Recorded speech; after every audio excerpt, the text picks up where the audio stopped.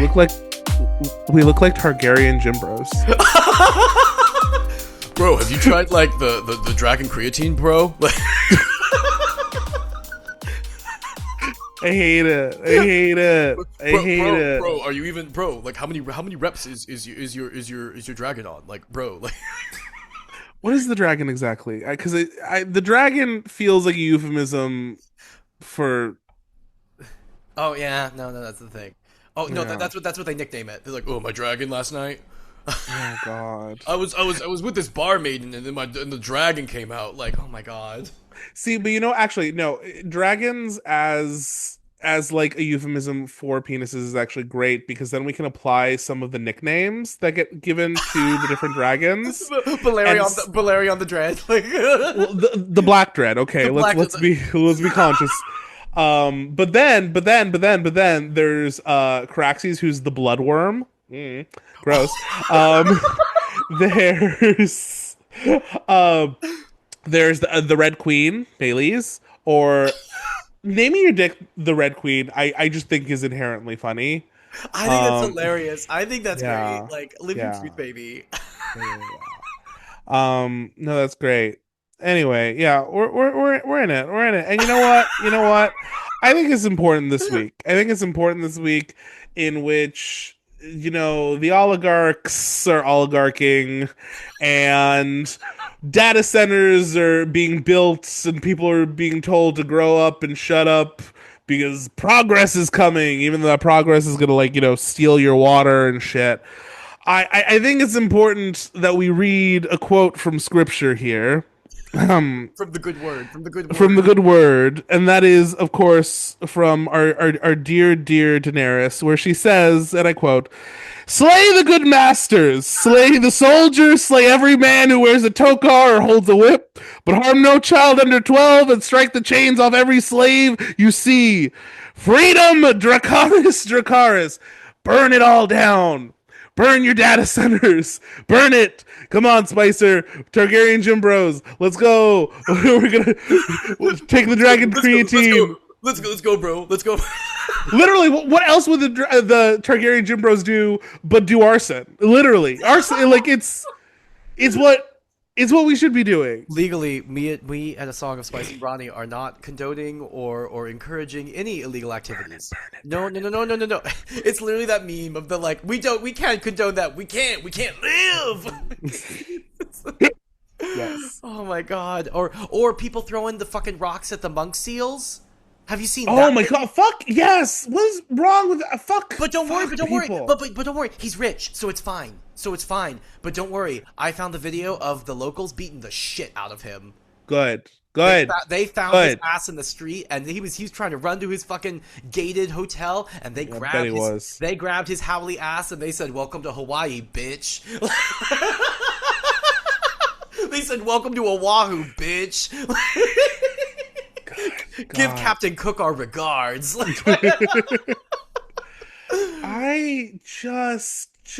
I'm really glad that these chapters came the week that they came, because I just want to reiterate, eat the rich.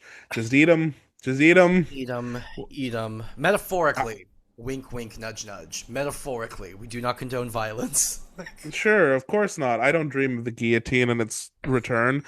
Why would I dream of that? Bezos.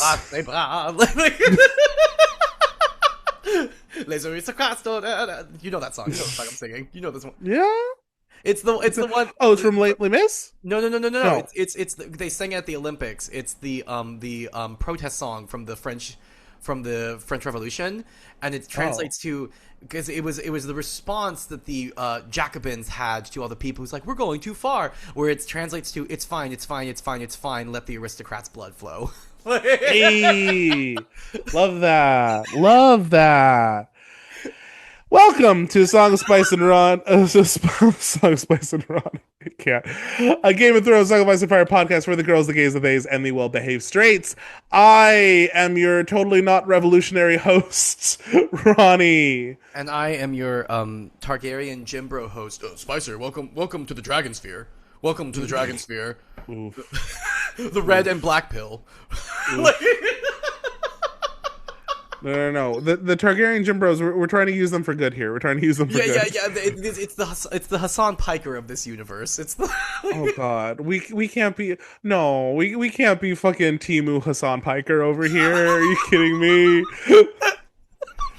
Oh Oh my god! For God. those of you who are listening and not watching, we have, because it's going to be very confusing for the folks listening on Spotify and Apple Music right now. I had to change my outfit because it was too hot in my apartment because springtime has arrived in New York City, and Ronnie was in a black tank top and I am in a red tank top now. So we're Targaryen Jim Bros. Yeah, We're it's great. Targaryen Bros. Love it. It's great. It's great. And every single week we're gonna read.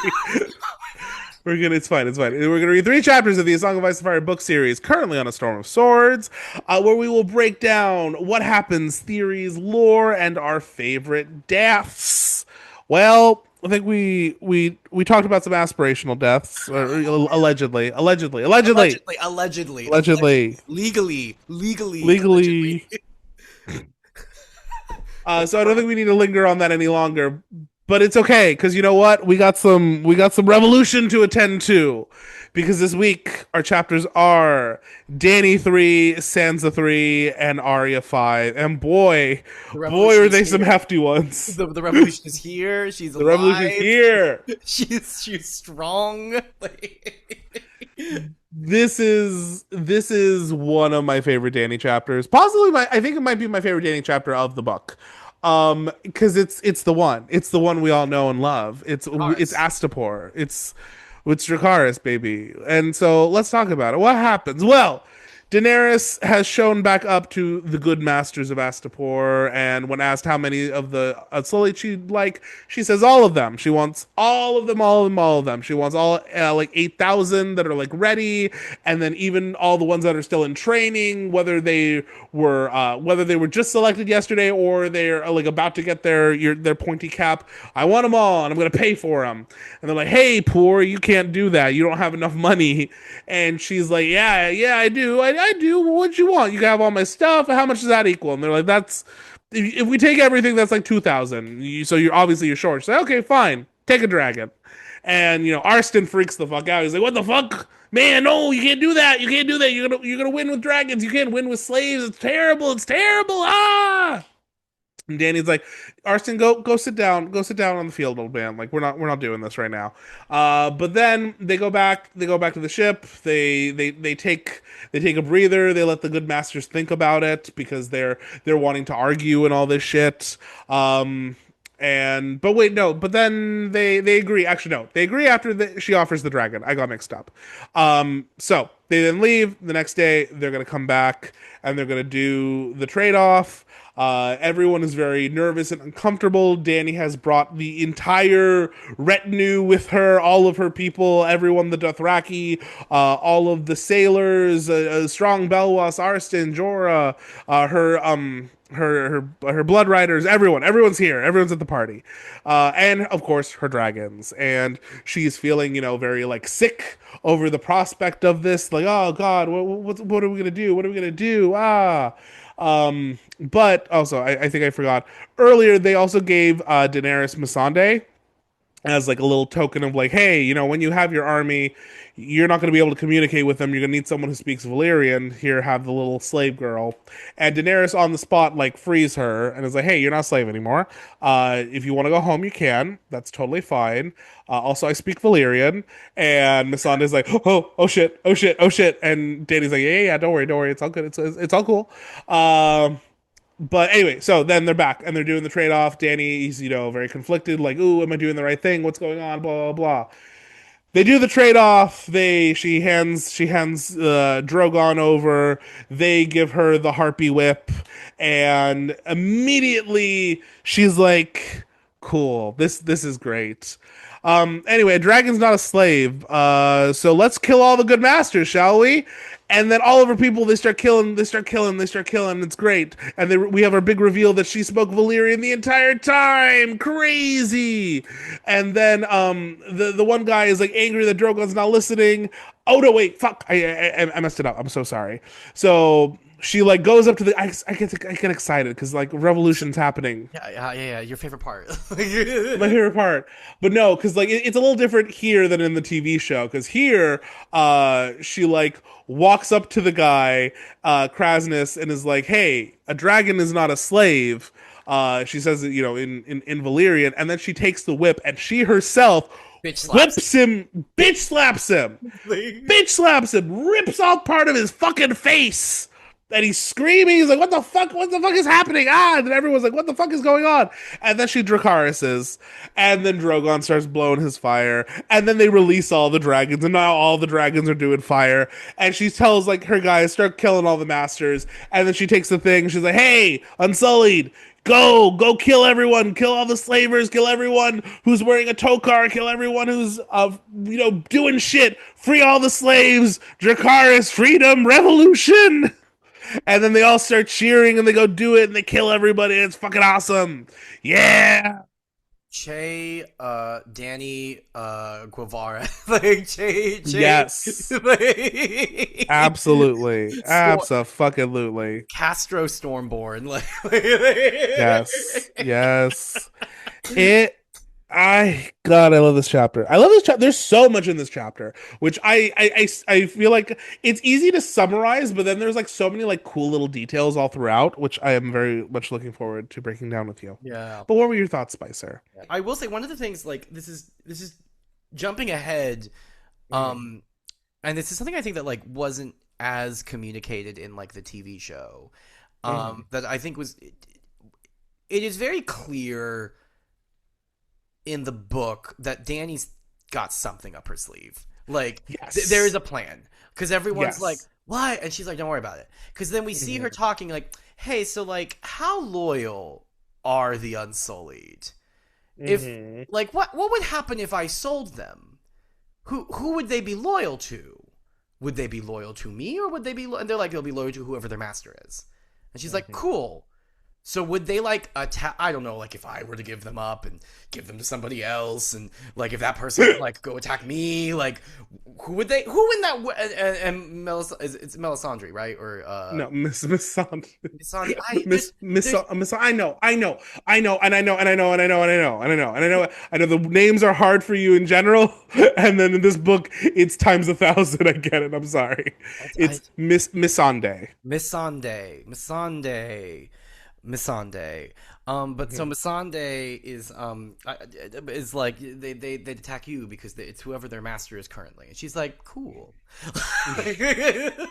good to know." Yes. That's something that again I do feel like the TV show just like doesn't emphasize enough. It's like it's there, but it's like very much glossed over in that like this is like a scheme. This is a plan that like she comes up with herself in isolation and is executed pretty damn well. At least like the initial like takeover of them is handled and the justice is doled out, you Well, and like know? the way that she's sort of like she's so clever in the way that like she's holding the ace up her sleeve the whole time.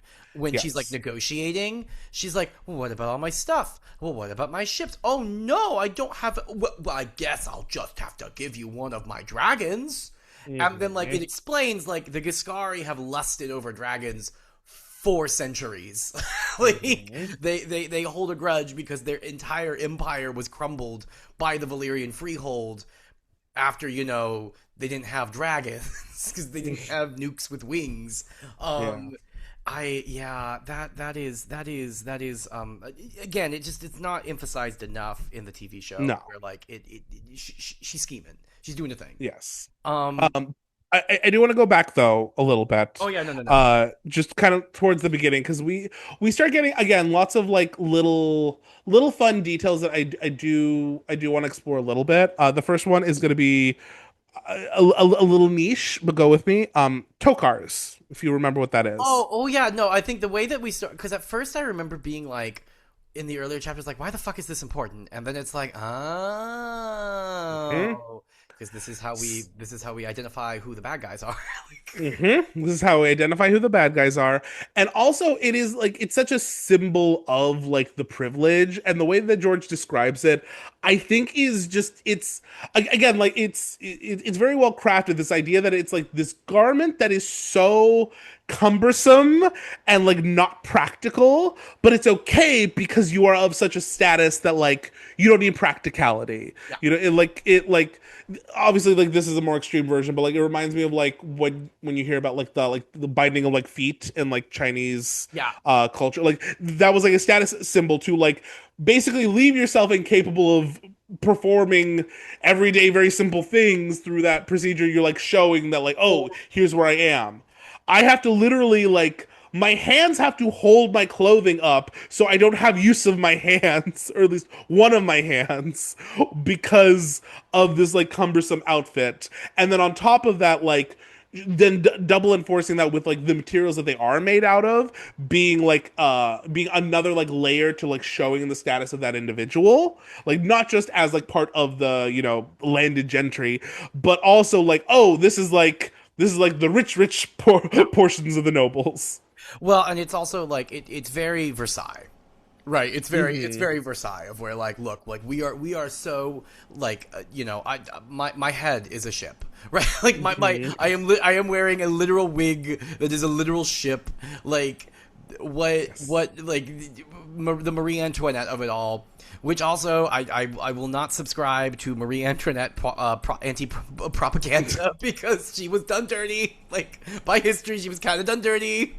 Homegirl was kind of a sex slave, unfortunately. Like she was also privileged, and like she did take advantage of the system that she was a part of. Like it's nuanced or whatever, but like also she was not the embodiment of evil. Like Well, again, you said it. It's nuanced. Like that's the thing. There are layers to it. We can unpack it. That's they're like whatever.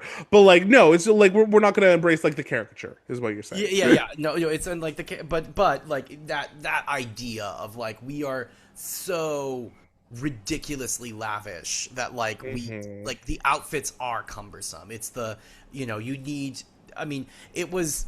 I remember like one time like taking like a costuming class and they were like Hmm. talking about this in like the point because just a second. Oh no, Bless you. it was when we were doing our infamous Ideal Husband production, and we were talking, and like I was in this ridiculous outfit and and I was corseted and there were so many layers, and it's like I needed 2 or 3 people to help me get into all of this stuff, into the train of it all, the bustle, all the things for this like giant gown. And I remember like talking with the costume designer about it. I'm like, this is crazy, like you needed servants, and she was like, that was the point. Like Yeah. the point was that you needed people to help you get into this clothing. That like it was a status symbol of look how extravagant and ridiculous this is. I need like 2 or 3 like maids just to get me dressed so I can go out and run my errands. Right? I can afford to have this many people. So no, I agree with you. It's interesting, this little tidbit of like text painting, but also like it's a handy identifier. If like Hmm. I don't know, a revolution were to break out. Which also, if you're one of the good masters, ditch the Tokar, baby. Yeah. Ditch the Tokar and find the nearest pair of handcuffs and be like, oh no, how I rub a little dirt in your face. Yeah, just like look around, trying not to look too guilty when the Unsullied are coming through. Yeah. It's crazy. It is crazy. But Vive la Revolution. I do the first thing that I wrote, and God, I don't mean to keep bringing her into this juju, but the first thing that I thought is, we'll take the lot. with, Oh. with Danny, this and that. It's the first thing that came in my head. I'm sorry, I'm a millennial. Yeah, I know you're poisoned like the rest of us. I get it. It's fine. It's my brain. I want to be better. Um, we need like a re-education camp for like millennials that are Oh, that are- Jesus. for Harry Potter. Jesus Christ, Jesus I didn't know Christ. where you were going with that. Sorry, I was just like, we've been talking about revolutions here. I'm like, Spicer, no. That's where they went wrong. That's where the revolutions go wrong. They went too far. No. I'm just saying, like, we need like a maybe re-education camp is bad. Bad term. We need like a what do we call it? Everyone is forced to take a college course on other fantasy like reading material and like here's why other things are good and or Everyone better. everyone's assigned a life coach of like, hey, Yes. maybe your personality is not tied to a fictional house in a fictional Yeah. wizarding book. Like, Yeah. I got above. It's that, you know what it is? It's that the Allstate commercial where it's the like guide to becoming your parent. Where it's like Oh, it's the guy like coaching yes. them like, hey, so like you don't need to talk about the other person's yard. Like, it's that, like, hey, you don't need to reference Joanne. Anyways, yeah, God, this episode's already wild. We're already Yeah, wild. no, no, We're no. wilding And out, it and it's only gonna get like I, it's only gonna get worse from here. uh-huh. Uh-huh. Next thing I wrote down, Mormont must have been so excited to remove Whitebeard because when Whitebeard like has that outburst where he's like, "You can't do this, you can't sell your dragon," Danny's like, "Get him the fuck out of here! You don't talk like that." I just like imagine Jorah be like, "Yes, get rid of the other man. No other men in your life but me." He just that must have been a nice But that must have been a nice time for him. But also, I love the image of like everyone is dressed very clearly. Even the people in the Tokars are like dressed for this climate. And Uh then huh. he's like, "What if I'm in a doublet? What if Uh I huh. am sweating? I am a pasty white Westerosi Yeah. sweating so profusely in my clothing that was not made for this environment. It's giving the conquistadors walking off the boats and sweating their asses off because Jesus Christ." Um, yeah, crazy, crazy, crazy, crazy. I wrote down one of my favorite lines is when she sort of is talking about them like when she says we'll take the lot and she's like kind of letting them discuss. And again, like the way that Hmm. she lays this trap, the way that she lays this trap is just so excellent because she knows that they're so greedy, and the line "she could hear the greed" like is Hmm. just like, oh, because she knows, she's like they're salivating at the thought because they're like ka-ching. Hmm. This is our moment. The great empire is returned, and we are going to be the dragon riding people. God above. Oh God. Yeah, but and because then we get the line from the gold in my purse is better than the gold in in my future, which Hmm. preach. Like, Yeah. Yeah. No. I will take the one marshmallow now, please. I'm not waiting for that second marshmallow. Are you kidding me? Like, I don't. Yeah. I don't trust nobody no more. I don't trust anyone to keep their promises. It's fine. Next thing I wrote down, I love the interaction with Missandei after they have like gifted her to Danny, and Danny immediately like in Valyrian is like, "Hey, what's your name, little girl?" And little Latin girl in drag. Why are you yeah, crying? why are you crying?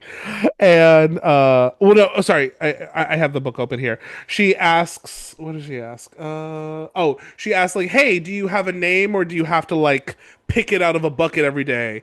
And Missandei is like, "No, no, no, that's only for the Unsullied." And then she realizes that Daenerys was speaking in Valyrian, and she just goes, "Oh."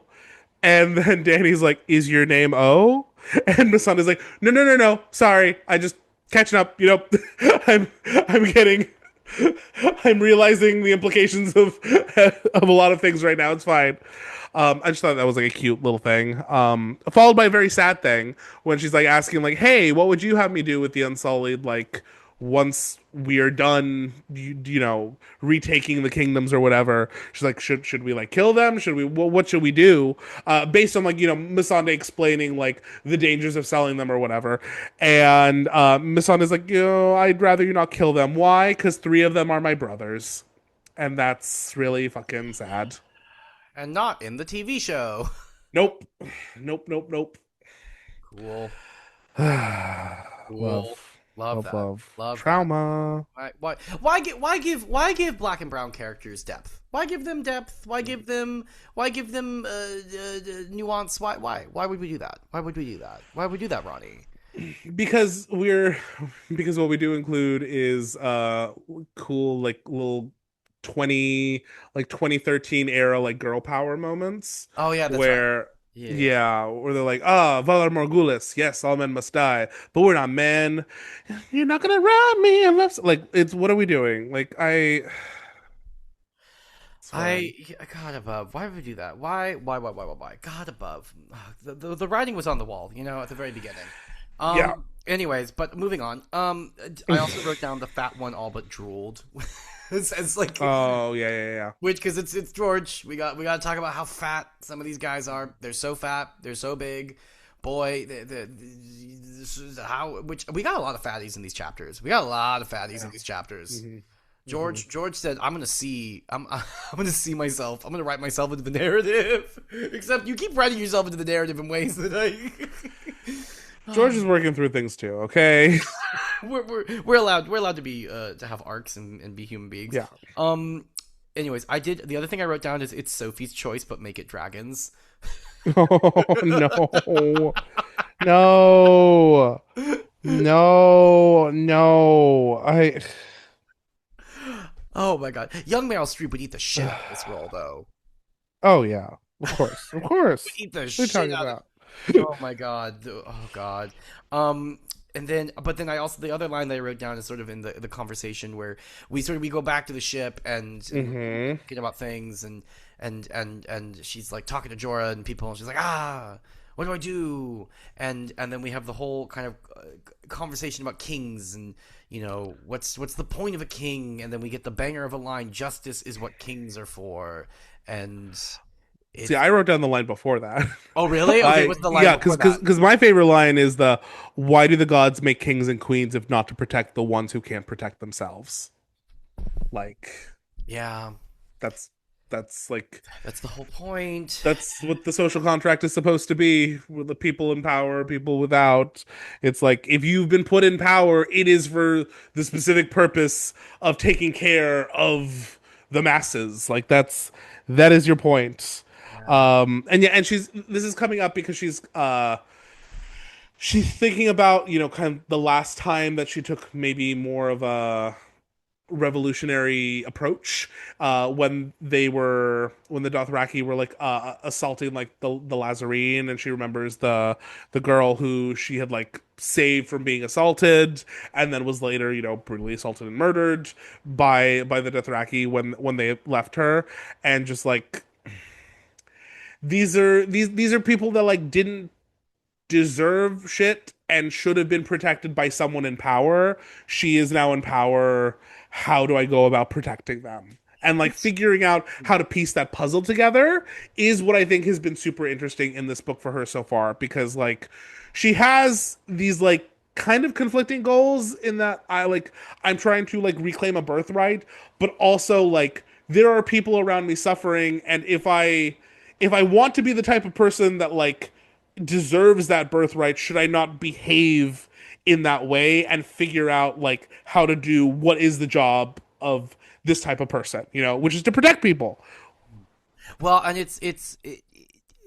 the thing that again because like the way that the TV show just like completely forgets about all of this because like it's like this is kind of part of her character arc of like what does one do with power and and, Hmm. and what is the point of power and how does one use it and but no it's not that, it's that she's crazy and this isn't her showing how she's going to, I don't know, dismantle systems and dismantle systems of oppression.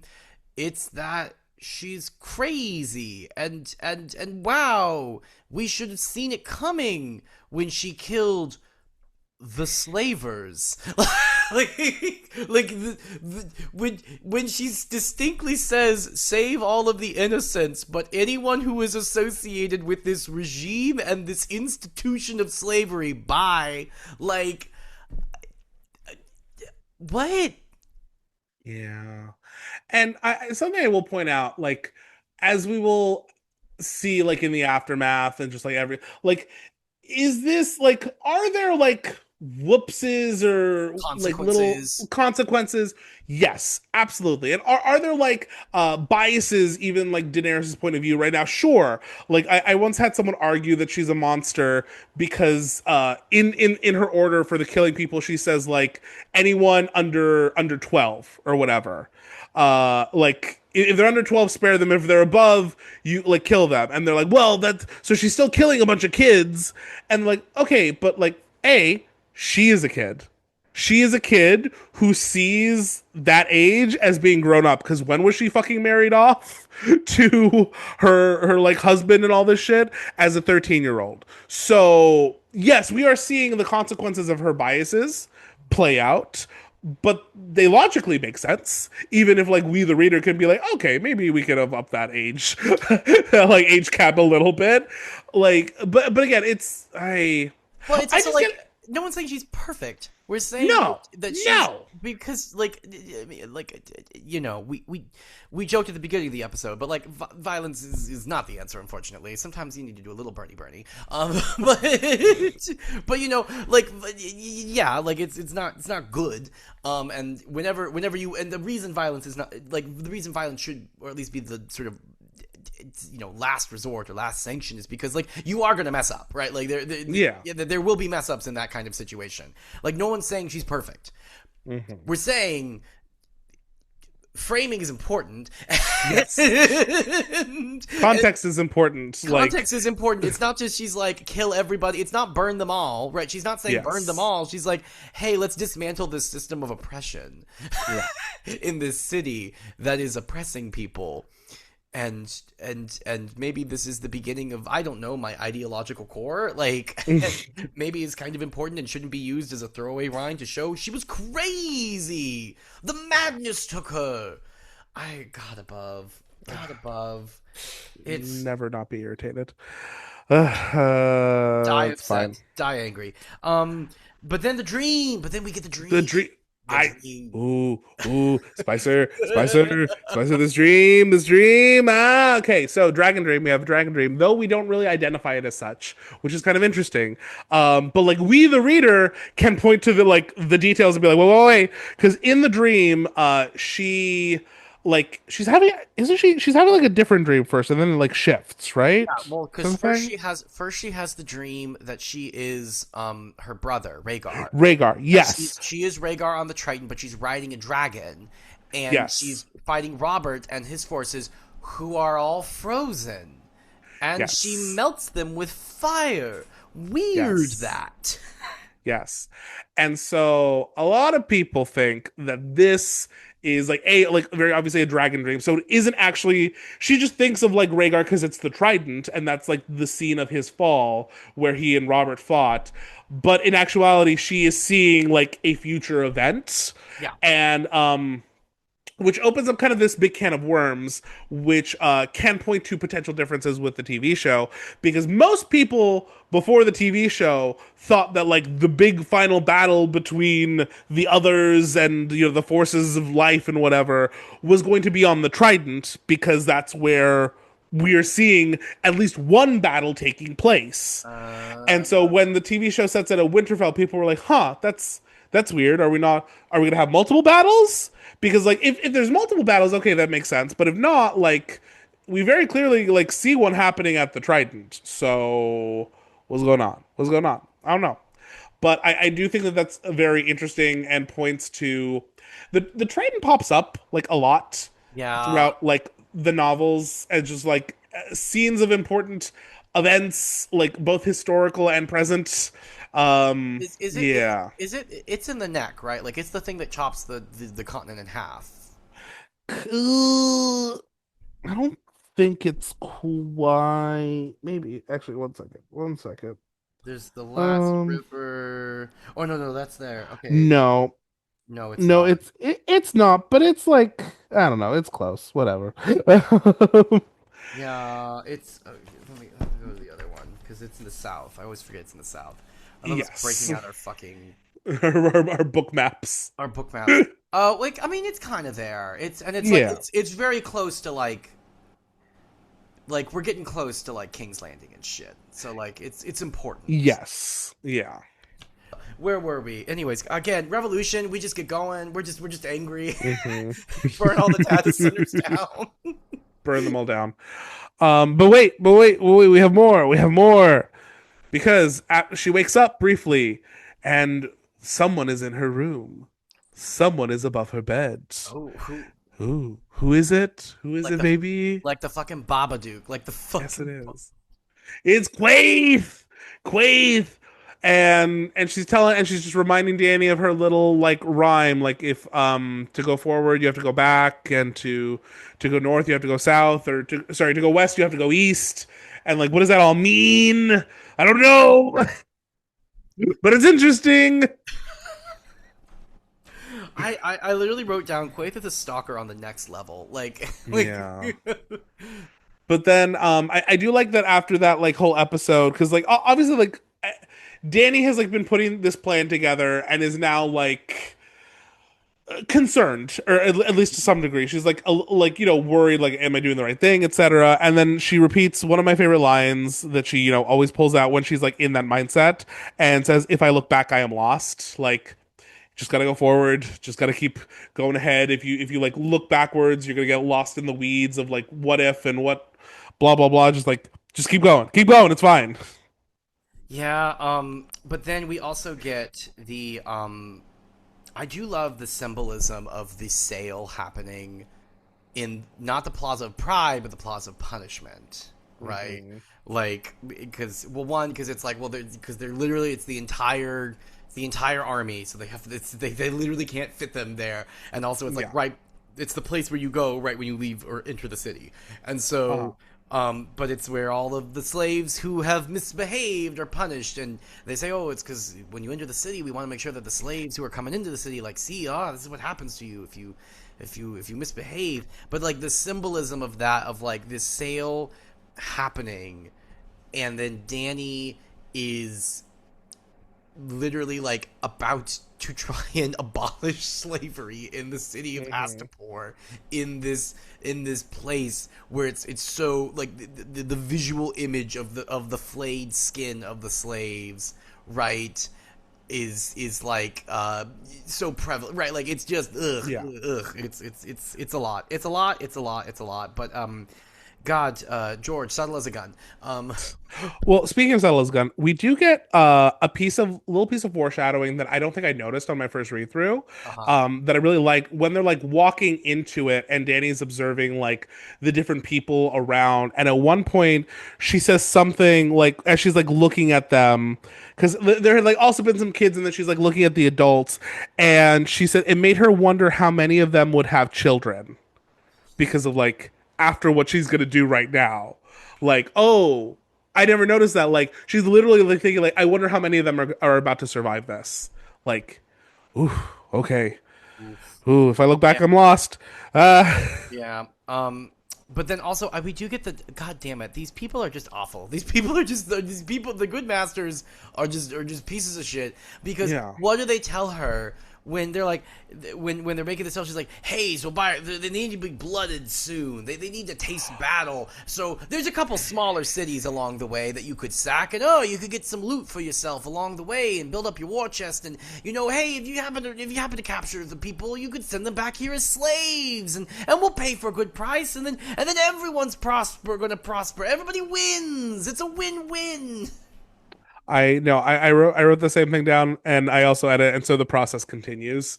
Yeah. Like this is ultimately like how these systems like continue to function. It's like it is a self-sustaining thing, Mhm. in that we buy slaves to take shit, to create more slaves, to use them to take shit, and then blah blah blah over and over and over There again. was there was like a clip of hacks that was going around where like it's the AI Mhm. guy like talking to Yeah, yeah, yeah. what's her face and her assistant, and he's like, it's the future, man, it's the future, you can't look back. And like the assistant like loses it and goes, it's the future because you say it is.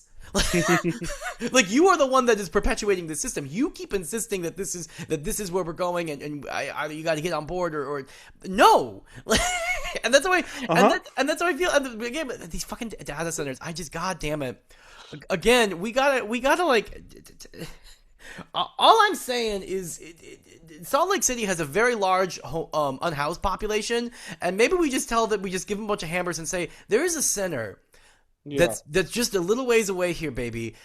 That's got gold and silver and precious metals and not a lot of security. Do with that information what you will. I ooh, it makes me mad. It makes me mad. Anyways, but yeah, but Viva la Revolucion.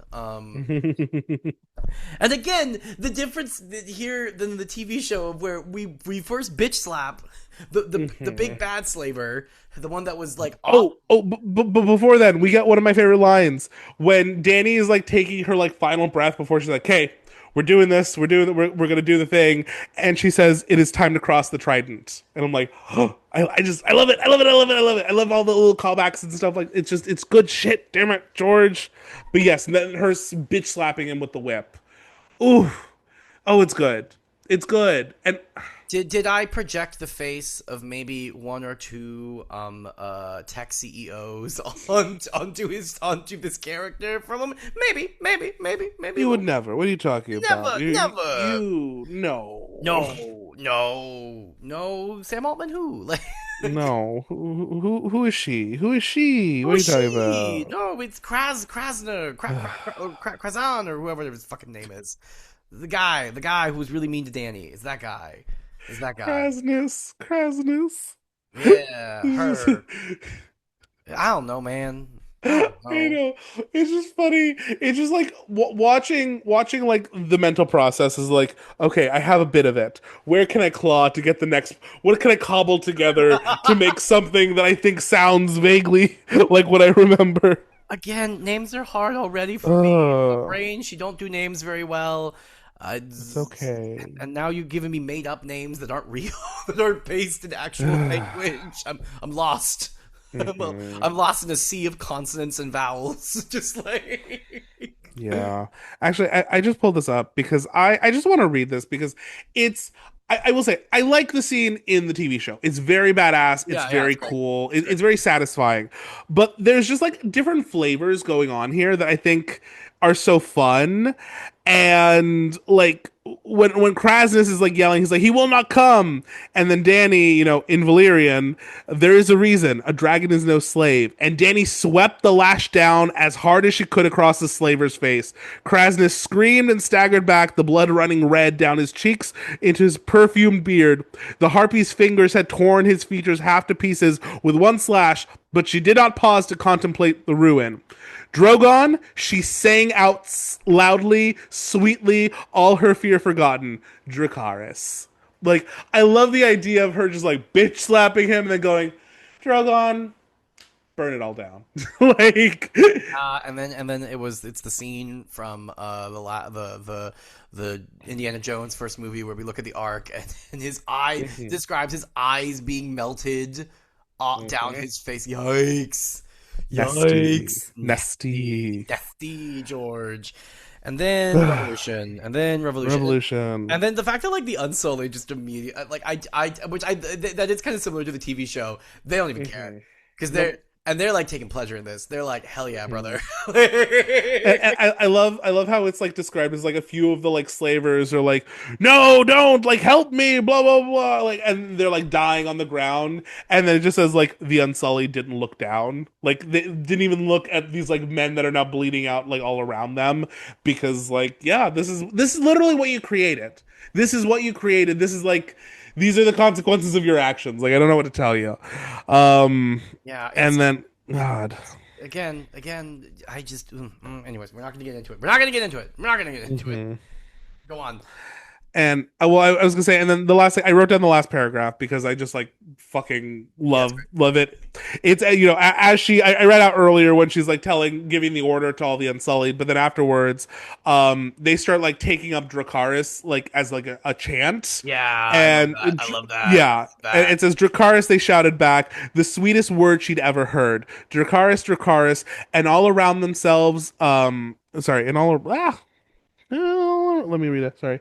And all around them, slavers ran and sobbed and begged and died, and the dusty air was filled with spears and fire. That's all I want, man. That's all I want. Here in the Song of Spice and Rhani, we do not condone violence in any form. We do not promote I it. We do do. not. We I do. no, you I don't. No, you do. don't. You can't. We can't. Allegedly. Allegedly. Which I don't think actually works when speaking about myself. Like, Allegedly only works when you're like talking about like what's because When you're someone, trying to yeah, avoid like libel and right, shit. yeah, no. So again, we do not here at the Song of Spice and Ronnie condone any violent acts, but No. also all I'm saying is these data centers have a lot of precious metals and they're not very well protected. Yeah. These books are timely. That's all we're saying. Do with this information what you will. Yeah. Anyways, violence is not the answer, but also hell yeah, brother. Yeah. Dracarys for anyone who needs an idea. So yeah, that's all I got. That's all I got. That's all I got too. Viva la Hey! Revolucion. Here we are. Viva la Revolucion! Woo! Okay, so yeah, we're gonna take a break and then we'll be right back.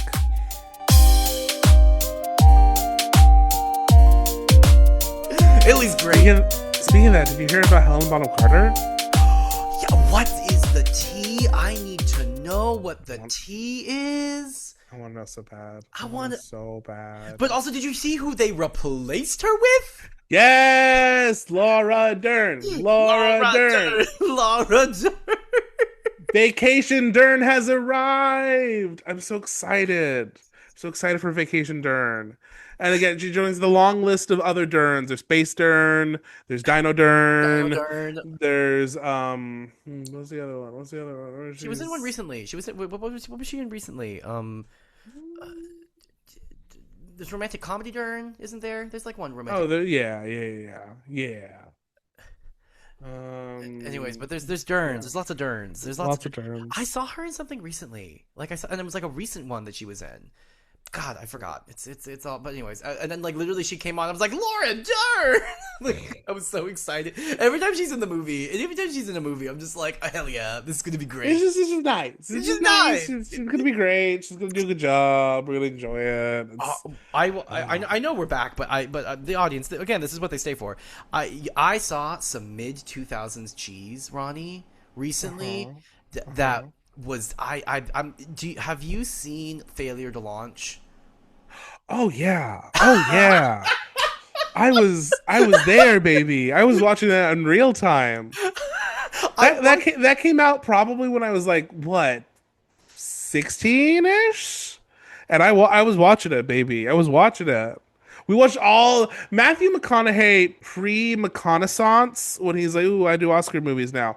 Like before that, that's when I was watching him. I was watching him do all those rom-coms. He was on those MGM style contracts. We need 5 pictures from you, right? Like, and he was in every single rom-com. And like, what the hell was going on in that movie? That's all I gotta say. Like, it's not bad. It's not a bad movie, to be clear. Like, it is a perfectly. It's not a good movie. It's not a good movie because like Dura. My friend Dura, who's also a writer, was like over for dinner, and he was like, "Oh, let's put on like a dumb rom com because he loves rom coms." Like while we're just like finishing making dinner, and he was like, "Oh, Failure to Launch. I haven't watched this one." And the way he was, and like we turned it off, and like that is a perfectly okay movie. What was going on with the animal bit? Like, there's this whole thing of where they have multiple like physical comedy sequences where like animals are attacking Matthew McConaughey, like. And they try to like very ham-fistedly at the end be like, because what's his face is a side character. Brad Pitt, Brad Jupiji is here playing a side character. Like I don't remember. Yeah, he's like the best friend, and he's not even directing the movie, so it's weird. So I'm like, why is Brad Pitt just here as a side? Because Brad Pitt just wants to be a character actor. That is the real thing. Brad Pitt just wants to be a character actor. He does not want to be a leading man. He wants to be a character actor. He just wants to play the best friend. That is his favorite thing to do. Anyways, but he's too handsome is the problem. so that like he also like hits his wife and children. Oh, okay. Never mind. No, never mind. And we're back. But anyway, so he like. Wait, how long have we been back? I don't actually understand. Oh no! We've been back. I'm just. We've been back. Okay, I just had to figure out where we entered. Because I was not following. That at all. Oh, I mean, we could. It's not. It's not Brad Pitt. I was like, Brad Pitt is not in Failure to Launch. It's Bradley Cooper. Oh, it's the other one. It's okay. No. It's Bradley Cooper. No, because Bradley Cooper just wants to be a character actor. Bradley Cooper just desperately wants to be a character actor, but he's too handsome. And so, Oh, I was not 16. I was 12 when this came out. Excuse me. well, because also it's what's her face from Sex and the City, Yeah, Sarah Jessica Parker. Sarah Jessica Parker is here, and she is trying. She's because it's like right after Sex and the City, the first time was done, and she's like, "What's my next chapter? Is it rom coms?" And she's actually quite delightful in it. But the other thing that happens in this movie, because there's these random like animal sequences that do not make any sense. Where like we're beating the Yes. shit out of Matthew McConaughey, dolphins are biting him, chipmunks are biting him. It's weird, but like and Bradley Cooper at one point is like, it's because nature's out of balance. You're out of balance with nature, and so it rejects you. And I'm like, what in the world? I think you just wanted to see Matthew McConaughey wrestle a fake chipmunk. Yes. Which also Correct. apparently a chipmunk was squashed on set, like a real one. God! So there were animals. Jesus! There were animals harmed in the making of that movie. But no. But then the other thing that happens is we have what's his face, Remy from Ratatouille is here. Oh, Patton Oswalt. You're thinking Yeah, Patton it's Oswalt? Is Patton Oswalt. Oswalt Yeah, in here? he is a bit character. He comes in for 5 seconds and then he is gone. Oh, But he okay. does the Okay. thing in the early 2000s where like we can't like things earnestly yet. Like we can't like just earnestly like something. So he because he plays like, oh, he's such a nerd. He's such a nerd. And Sarah Jessica Parker, because she's like pretending to go on dates with these guys, and she goes Oh, on a yeah, date with yeah, this yeah. guy, and he's like, he's really into Star Wars, and oh, he's such a Yeah. nerd. And I'm just like, I am glad that we have moved on as a society where like we can allow people to just earnestly like things. Yeah. No, I agree. We just spoke a long time about failure to launch. That's weird. Okay, we can. You know what? It's no, it's fine. It's fine. It's fine. The people are here. Everyone is so kind in the comments last week. Like when you're like, is anyone still listening? And there were so many people So being you're like, like, I'm yep, still, yep, yep, yep, I'm I'm still here. So like, obviously, they're gonna be here regardless of. But the fact that like we're holding them hostage with a discussion on failure to I'm launch failing to launch a and 20-year-olds mediocre. mediocre rom com that has some questionable plot lines. Yeah, it's I no Morning Glory. it is My no more. personal favorite. But also, you know who also is here randomly? Kathy Bates, Oscar Yeah. winner Kathy Bates is Yes. here, and we She's the forget. mom, right? Yeah, she's the mom, and we forget about her halfway through this movie. Yeah. We forget about Kathy Bates halfway through this movie, and then Kathy Bates comes at the very end because guess what? Kathy Bates fucks. And that is the epilogue of this movie. Is we see Kathy Bates and what's his face, who was in all the mid 2000s movies too, who plays the dad. I forget his name, but he was in everything. I think he's like a football commentator. Yes. That's right. Yeah. That's right. Because I'm like, I know him from somewhere, but yeah, I think that's was his Yes. bag. He's also naked a lot in this movie for some reason. Yes. There was a lot I of him. remember that. There's a lot of him being naked. Yeah. Because again, early 2000s, isn't it funny that the male, older male body is just, it's so funny. Hee ha ha. It's oddly shaped now, so we must laugh. He's no Matthew McConaughey, so isn't that funny? We need to start talking about the dragons. Like if Speaking of oddly shaped, Sansa's getting married to someone. Sansa, we're back. Sansa's what a getting married. segue! What a segue! I did what I could. This is you gave me Morning Glory and you ended on the football guy being old and misshapen. But there is a character who some might call misshapen. Sansa would at least. And that's Tyrion. So Sansa is getting fitted for that new dress that she's getting. How nice. This lovely dress that's like in the colors of her house and how lovely. And Cersei's here being nice and supervising and this is weird and what's going on? Oh no. We've just pulled out what a maiden cloak. It's the thing that you wear when you're getting married. Because where is Sansa going literally right now? To her own marriage. Yippee! And so we head out. Cersei basically tells Sansa like, "Hey, yeah, you're getting married." Sansa, of course, freaks out. Cersei's an asshole to her, and Sansa starts freaking, but then basically realizes like, okay, there's like There's nothing I can do. Like, I'm trapped. This is just another extension of me being trapped. And okay, I'm just gonna try to do a thing with dignity. So let's do the thing. Joffrey is going to give her away at the wedding because just why not? Why not continue this House of Horrors? But then as Joffrey is escorting her and being like, hey, don't worry, even though you're gonna be marrying my uncle, I'm still gonna assault you all the time. Don't worry about it. I'm gonna be like Aegon the Fourth. Crazy thing to pull out and say. But then we see Tyrion. Tyrion pulls her aside and is like, "Hey, I know, I get it, I get it. I have been, this is not my choice either. So if you want, you can. The other option was marrying Lancel. Would you rather marry Lancel? He's at least younger and looks more like what you would probably want in a person." And Sansa's like, it doesn't fucking matter. Whatever. It's who the fuck cares at this point? It's just for my claim. That's what all these people want. They're just manipulating me just because they want what my children will be able to inherit. Cool, cool, cool. So she's like, fine, no, it's fine. I'll do what the king wants. And Tyrion's like, okay, cool. Well, let's go get married. I promise I'll try to be chill. And then the marriage I promise I'll happens. be chill, my child bride. Like, Yes. As what a comforting statement.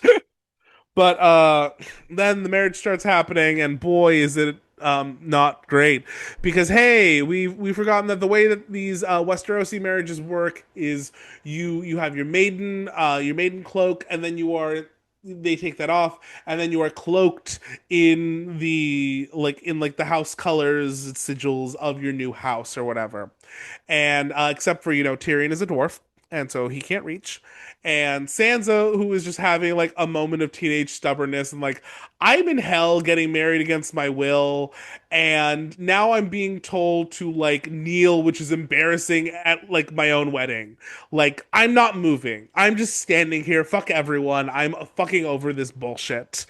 And so then everyone is laughing. Joffrey makes Moon Boy, the fool, basically go on all fours so Tyrion can climb on top of him no, it's Sir to the. Dantos. It's even worse. It's Sir Dantos.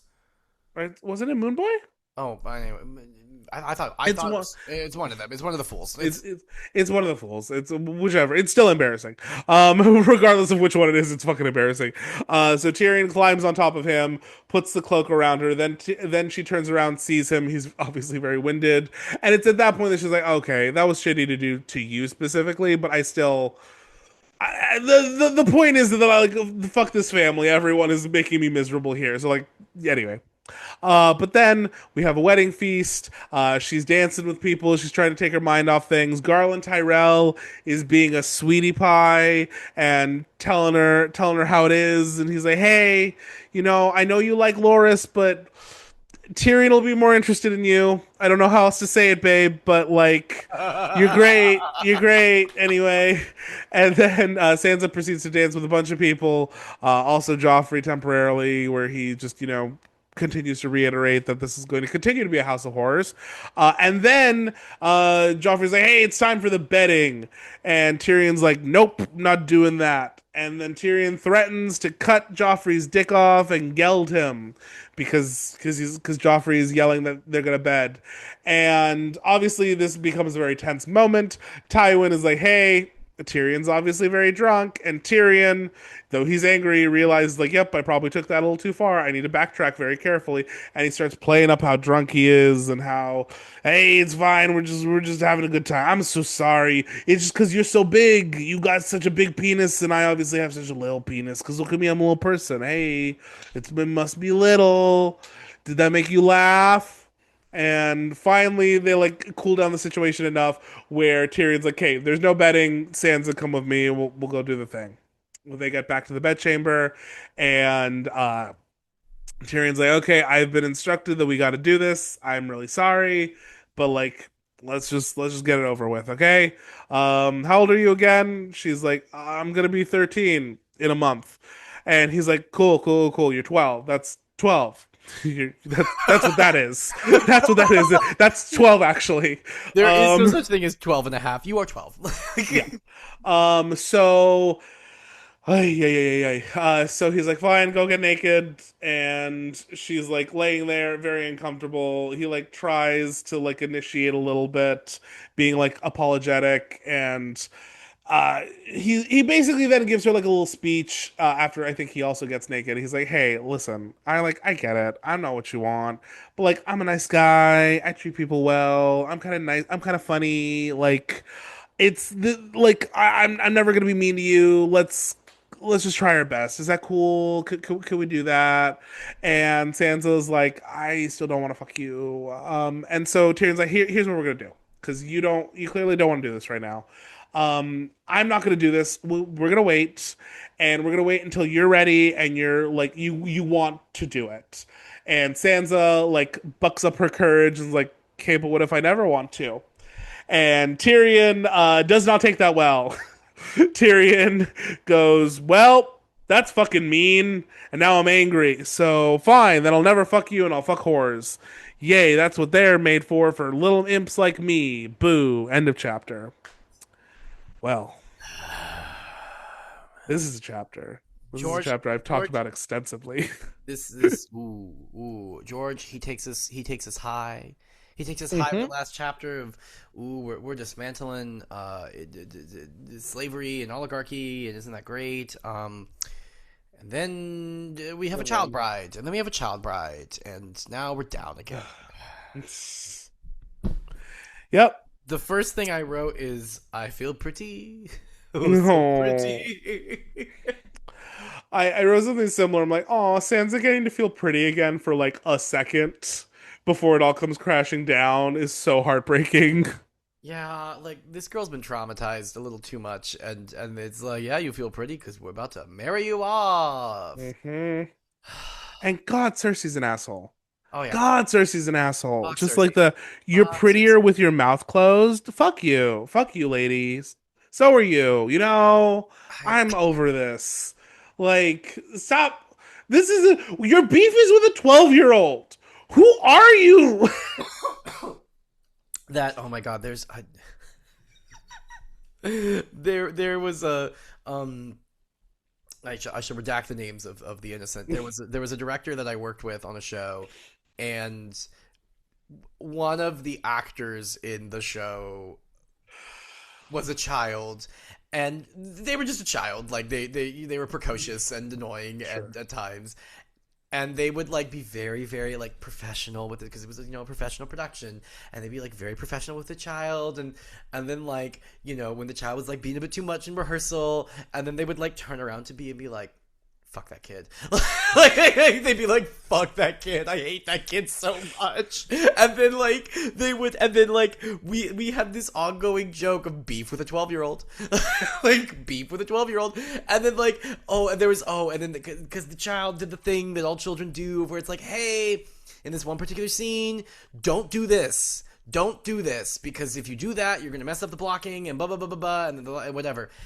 Kid does that thing, on like the final performance. It's the final performance of this professional production. There's a lot of fucking money. There's tens of thousands of dollars in this production. Kid does the thing. And the way that the director turns to me in like our little box and goes, beef. Beef. I have beef. With a 12-year-old. Oh my god. But you know Yeah, what? They kept it to themselves. They kept they that beef. did. That beef was one-sided. That beef was one-sided, and they kept it to themselves. Which is You know who didn't know about it? the That kid. 12 The kid the who, 12 year yeah. old the 12-year-old lived in blissful ignorance. Because they were 12. Because they were Uh, 12. yeah. Oh my god. Oh my god. Cersei Lannister. I literally, my second note is Cersei is a grade A villain. He's just a piece of shit, just god awful.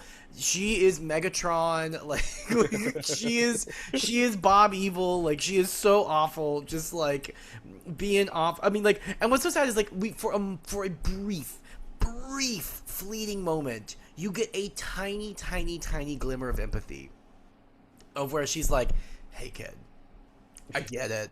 I've been married out before. If I were in your shoes, I probably would like fight my way out of this room. Like I get it, but your options are either you can come with us, or I will have the Kingsguard carry you all the way to the altar." So those are your options. Which one are we going to go with?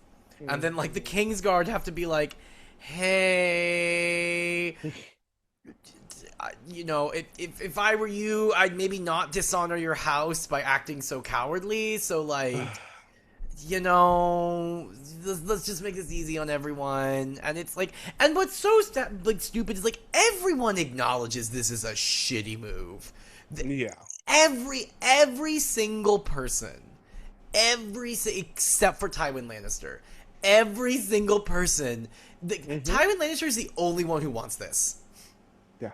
Like literally, because Cersei, I mean, even Cersei, who is a grade A villain and is just awful, like her plan was just, I don't know, to keep Sansa there and you know, probably use her as a, you know, a bargaining chip for Jaime or something, right? And like, you know, like as a just a, you know, general hostage.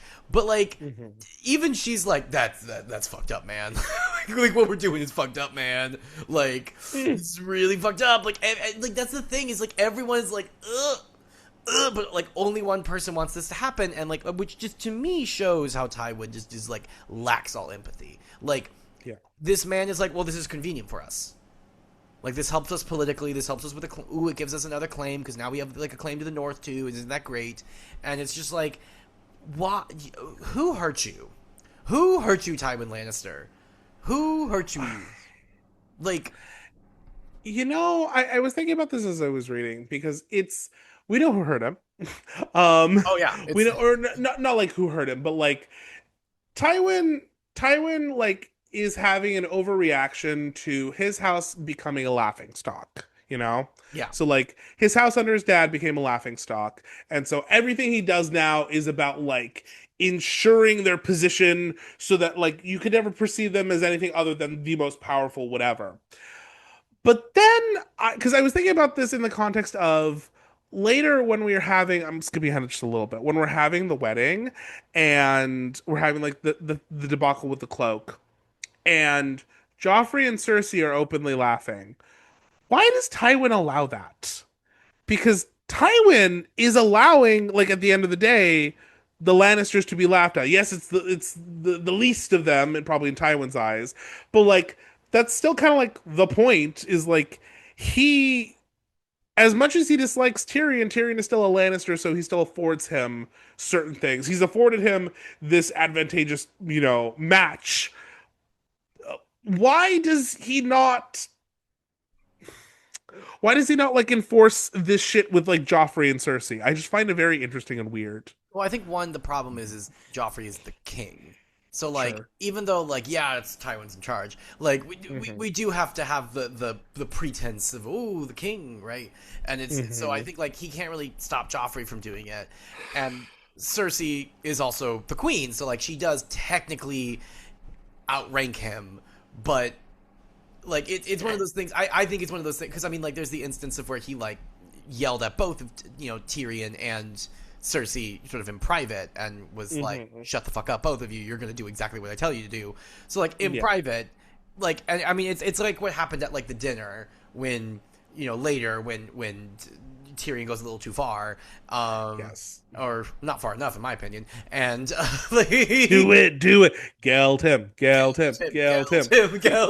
like, no, but like even then Tywin does, because like he is all about pretense. He is all about like the sort of like what is going to, because it's like how to sort of best navigate this socially, because like he can't like reprimand his child for saying that, because that would make him look bad, right? And then so he has to be like, clearly he's drunk, right? Right? Clearly he's shooting the mom look. Like, when, oh god, like you better fucking behave. And it's like so I think like what's going on there is like he socially can't do anything in that situation. Is he having images of dribbling Joffrey down a staircase like a basketball? Yes, he probably is. Like he is very pissed about this. Well, and it's like, I mean, that's the infamous line he had in the last chapter where he said, "My children, look at my children. Like this, you guys, this is ridiculous. And it's not, again, because he's like, oh, that's like unbecoming of you to do that to Tyrion, because like you said, like he's like, Tyrion is the least of these, and in his eyes, it's just you're making us look bad. And by Yeah. proxy, me. Right, and that's the other thing, is like, it's not because he's like concerned about the legacy of the house, because like he cares about his children. It's his children. He's a narcissist. His children are an extension of him, and therefore his house is an extension of him, and so they make him look bad.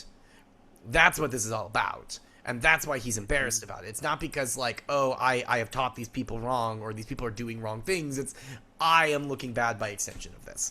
But anyways, and then just, yeah, the line that got me with Tyrion when he takes his child bride aside and is like, "Hi, child bride. I know you are a child bride, and I know that you really don't want to do this, and I know that I am, not only am I a little person who is in a society that hates me, and not only am I already kind of dealing with some birth defects, I am also battle scarred now. So kind of not what you were picturing. I get it. I'm real sorry about it, but could be worse." And also, like, we kind of got to do this. like Yeah. I don't. And then when he's like, I mean, you could have Lancel, but and then Sansa is like, fuck it, it doesn't even matter. Like, I'm still a child bride in either situation. Like, Yeah. and having to marry into the family that is the sworn enemy of my family. And so then he has the very, very depressing line of, "Let us do our duty," which, you mean the duty of marrying the child bride? Yeah. Yeah. We're just marrying child brides. God damn it. And then just the saddest wedding day. The saddest. I mean, like, and she's talking about, she's constantly like referring back to, like, this is not what I pictured my wedding day to get. Because we get a little bit of like a lore world, dump of like how weddings are supposed to be in Westeros. And she's like, and this is how I pictured it would be. But my dad's not the one taking my maiden cloak off. It's Joffrey. And the guy is not this big strapping man who's, he's a knight or whatever, a lord. It's a guy who literally can't reach up to my shoulders. And so I'm going to be a shitty teenager because I'm mad, because I'm a child bride, and I will not kneel. I'm going to ignore the 3 times that he very politely tugs on my dress. And I'm just going to ignore it because I'm just mad. I'm a shitty teenager. And then I kind of humiliate him. And then I'm like, oh shit, I kind of probably went a little too far with that. But also, like, I got to get one in. Yeah. Well, I feel like as we go through this, I always want to point out like pieces of the books that people pull from to make bad faith arguments. So a lot of people that don't like Sansa point to this moment as her being like an asshole to like Tyrion for no reason. I'm like, well, no, there's reasons. There's reason. But also, she but is a also child. like She is a child. she's a child bride. Yeah. Context. But context, yes. But also, even then, like, she's not doing it to Tyrion. In her head, she is not thinking of doing it as a way of humiliating Tyrion. She is like, this is a moment of like protest. Like, I am here under duress. I am here marrying someone I don't want to marry. I am doing all these things. Like, the day that I've dreamt of forever has turned into a nightmare. And even within the context of that nightmare, you're wanting me to like further humiliate myself Yeah. by not like, again, because like they're essentially, when Tyrion is like tugging on her, he's wanting her to like break the protocol of this sacred ceremony so that he can do his part. But like in her mind, like, why am I going to assist with this? Like, why, after the fact that I am here, I'm not screaming, I'm not doing like, why am I also gonna like give in this inch? Like, it's fucking stupid. Like, the line needs to be drawn somewhere. Yeah. And so, like, again, it's not at Tyrion, because then what happens directly after it's done? She feels bad about it. Yes, she turns, she looks at him, and then it says like, oh, and then when she looked at him, she felt shame because she hadn't consciously been doing it to him. She was doing it to everyone, the Lannisters, the room at all. So it's just like, people with their bad faith arguments drive me crazy. Yeah, no, I'm there with you. But then, the other thing that's so sad is like that there's no Tyrells in the room. Yep. But they Not for the are wedding. not for the wedding, but then they are in the room for the feast, and no one's talking to her. Yeah. No, all of her little girlfriends that she made with the Tyrells, they don't know her no more. Queen of Thorns, she being super thorny. She's not even looking at her. Marjorie shoots her just one sad glance. Yep. It's just, but you know, in all of this, who is our MVP? Who is our real one? Garland Tyrell. Garland Tyrell, who is like, hey, little girl, child bride, I'm sure you want to dance. Would you like to dance with a knight at your wedding and just, forget about things for 2 seconds? And he's like, nice. He makes her laugh, which I love. I don't remember what the joke is. But like she like comments that like, oh, I'm like actually laughing at this. This I feel like lighter. I feel better. And he just like again spends he like takes a few moments with her, and it's just really sweet that like he's despite everything, despite there not being like any reason for him to really do it at this point, because like the Tyrell plan is all falling apart, he's still like showing a bit of kindness to someone who desperately needs it at the moment. And that's just like a lovely little detail. Yeah, no, it's God, the one person being kind to the child who is being forced to be married to someone. Because then, don't you worry, Joffrey comes in like a piece of shit, like a flaming turd being hurled through the window to odiate his pungent aroma through the room, because he must remind us that he is a piece of shit who said, "Hey, little girl, I know that you're a child bride already, but don't worry, I'm going to keep assaulting you. That's not going to stop, baby. That's not going to stop.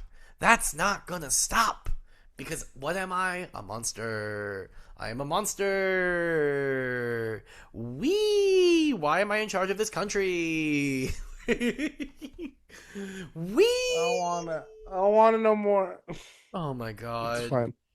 Oh god. Um Without a king, they let you do it. Like, God. Yeah, the whole Joffrey being like, I'm gonna be like Aegon the Fourth. What a crazy ass thing to say. What a it's literally when you're a king they let you do it. Like it's yeah. like insane. Like it's hey, let me reference the worst king that we've ever had. Let me reference the literal Henry VIII The of this bottom of the pile. the bottom of the pile, just a literal metaphor of gluttony, of excess, of just debauchery. Where that's the one, that's the guy, that I'm Mhm. going to reference. Oh my god, it's pretty bad. And just God, and then just like everything about this wedding, this just sad. Which like I do love this scene in the TV show, because like the way that Peter Dinklage plays it, it's just Mhm. sad. It's just real sad. Like nobody wants this. Like, and everyone's just quietly looking at their food. Oh God. Yeah, no. I will say there are some like banger lines when Tyrion is now miming to to be too drunk because he made the comment to Joffrey about gelding him because he didn't want to do a betting. And I some wild lines from Georgie. Come wife, time to smash your portcullis. How do you say that? How do you say that, pirate boy? Pirate boy. Yeah, Portcullis, I think. portcullis. Okay, like crazy, crazy, I'm gonna check. crazy. Portcullis. That's a ship thing, right? No, it's the gate that before a castle. It's the gate. It's the little gate. The Oh, bars that go in front of the drawbridge. I'm gonna yeah. okay, just a second. Pronunciation. There it is. Portcullis. Yeah, Portcullis. Okay, Portcullis. yeah, portcullis. That's it. Yeah, okay. I tried to like sound it out because I was like sometimes when I'm wanting to like write down a line in my notes, I'll do like voice to text, and I kept saying portcullis into the voice to text, and it wouldn't write it down. I'm like, what? What do you want from me? I mean, Anyway, I don't think the Apple voice to text was programmed with that okay, word in well, mind. anyway. To be fair, But my point is when he's like, pretending to be drunk and like playing it up because they now do need to go, do the betting, even if they're not gonna have, even if it's not gonna be observed by all the people like ripping their clothes off and taking them there. It's crazy, just like all the lines he said, like "Come, wife, to smash your portcullis." I want to play "Come into the castle." Like what? What, Tyrion? Tyrion, no. Like, I get you're doing a bit because you're playing up because you did fuck up, but like the 12-year-old who is next to you. the child bride. I cannot emphasize enough. Like this is a 12 Yeah. year old. Like I hate it here. I hate it here. This is the worst. This is the worst. Yep. Worst. Anyways, but then we get to they go off. They do the betting, and then we Well, they get don't, but well, they don't do the betting. Um, and but as they're preparing to not do it, then it is revealed that, oh, I used to have a wife, and she's like, what? I didn't realize you had a wife. And he's like, yeah, Lady Tysha. And then he describes her coat of arms, hmm her I coat of have it written down here. no. Lady Tysha of House Silverfist. Their arms have one gold coin and 100 silver upon a bloody sheet. Ours was a very short marriage, as befits a very short man, I suppose. Oofta. Like that's rough, man. Hmm And then it's like this is and like again, I'm not trying to condone any of this in any way. This sucks for both of them. Like this It is does. like this sucks for both of them because like he does not want to do this because again he recognizes. Well, Well, okay, we do. Yeah, we'll get into that. We'll get into that. yeah, We'll get into. We'll unpack that in a second. It's yeah, like he doesn't want to marry her. Like he's like sure. I do not want to be in this situation. This is icky in so many ways, and like I recognize that this is wrong. We'll unpack it in a second. The other such thing. But like it's sad because then also like he is being reminded Yes, of his own trauma. of his own trauma, and also he's being reminded because like remember like Tywin, one of the things that Tywin tried to say is like you're never gonna get married to anyone else, no one, uggo short, creepy, like it's like and he is being constantly reminded of this, and like and Sansa, who even like knows like I probably shouldn't say these things, is having these thoughts constantly of like he is ugly, he is so ugly. She even has the line of he's uglier than the Hound, like, and it sucks. And then like at the end, he like his pride is sort of hurt when he says like, okay, well like we won't do it until like you're ready. And she's like, well, what if I never want to be? What if I never want to fuck you? And he's like, well, okay, fine, whatever, right? And we're just like, okay, Tyrion, I know that your pride was wounded. She is 12. Yeah. Well, and okay. So this is okay. We're time to unpack the big fish. We're yes. gonna fry the big fish here. Yeah. So there's two things here that I want to kind of speak about in tandem. One is a line that I think is very deep the longer you think about it, for like George writing from a young girl's perspective, and that is when he's trying to do the bit basically where he's like, listen, I'm a nice guy, like, hey, I'll treat you well, blah blah blah. Like we can make this work, blah. Like hey, and I'll take it easy. We don't have to do it right away. All this stuff. He's performing niceness for her Mhm. because he thinks that is a what she wants, and b what is like the thing that will lead to like things working out for him. You know and as he's like being vulnerable in this way, Sansa looks at him and it says, all she felt was pity, and pity was the death of desire. And that is, I think, when we think about it, the perfect takedown of the nice guy, Mhm. which is what Tyrion is doing right now. He is giving the whole spiel of like, I'm a nice guy. I'm a great guy because I'm a nice guy and that makes me good. And I essentially think that that means that down the road that should translate into us having sex Why does because the I have been nice a nice guy. why is the nice guy never win? Yeah, why do nice guys finish last? Like, because I'm doing everything that you would want. I could be mean and scream at you like Joffrey. I'm like, sure, but when she doesn't give you what you want, you still don't react well to it. And that's ultimately like the issue with Tyrion here is that Tyrion is performing goodness, niceness, whatever you want to call it, as a means of getting what he wants at a later date. He isn't doing it to be nice for her sake. He's doing it for the reward he perceives he will get later. And that's kind of Tyrion's problem all around. Whenever he does nice things, he thinks because no one expects that of him, that should earn him something. And it doesn't, because that's not how that fucking works. And so, what we ultimately like have to examine with Tyrion here is that Tyrion, at the end of the day, wants to fuck this 12-year-old. Yeah. And he thinks that like yeah I probably shouldn't because she is a little too young but I also kind of want to and I now have a wife who has like comes from a good position so I ultimately do want this to work out so I'm going to say and do what I think I need to that will make her happy so that I get what I want.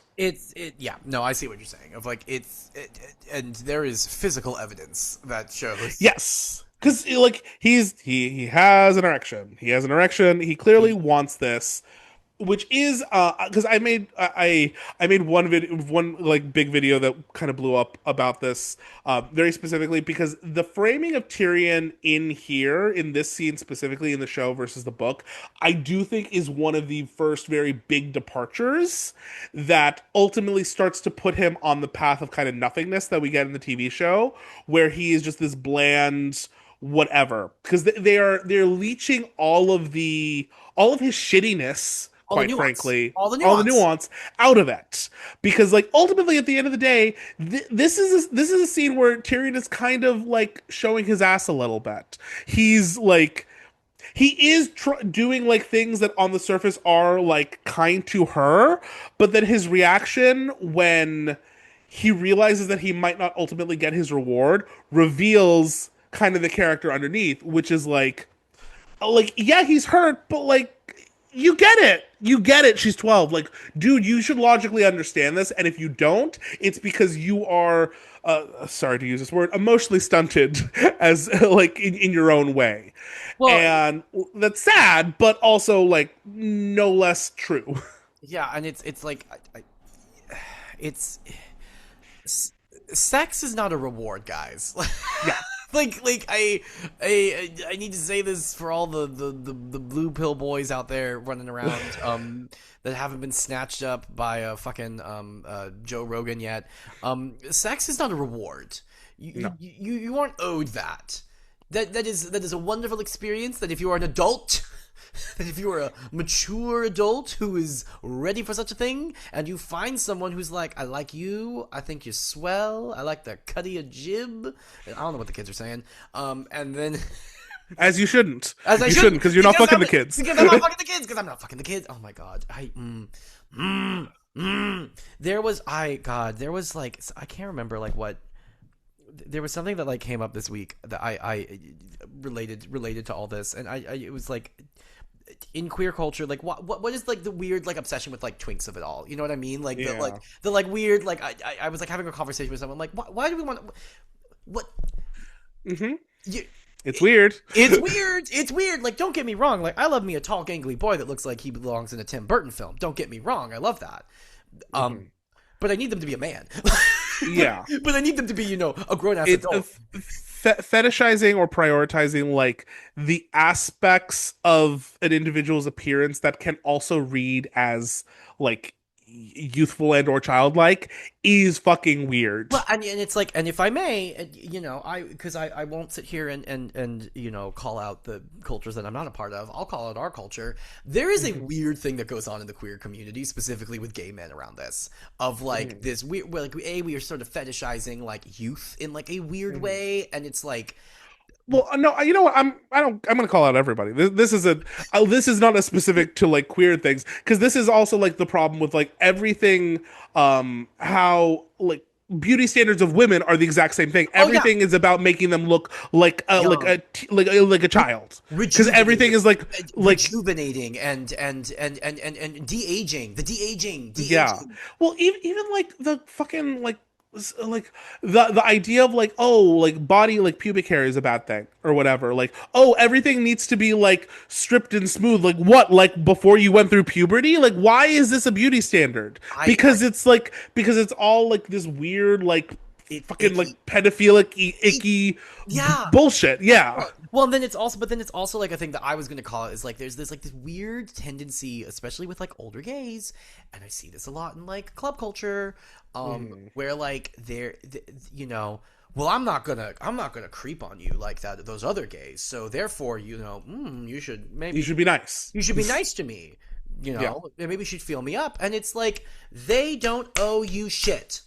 yeah. No one owes you anything. No one owes you sex. If and then also like people getting butt hurt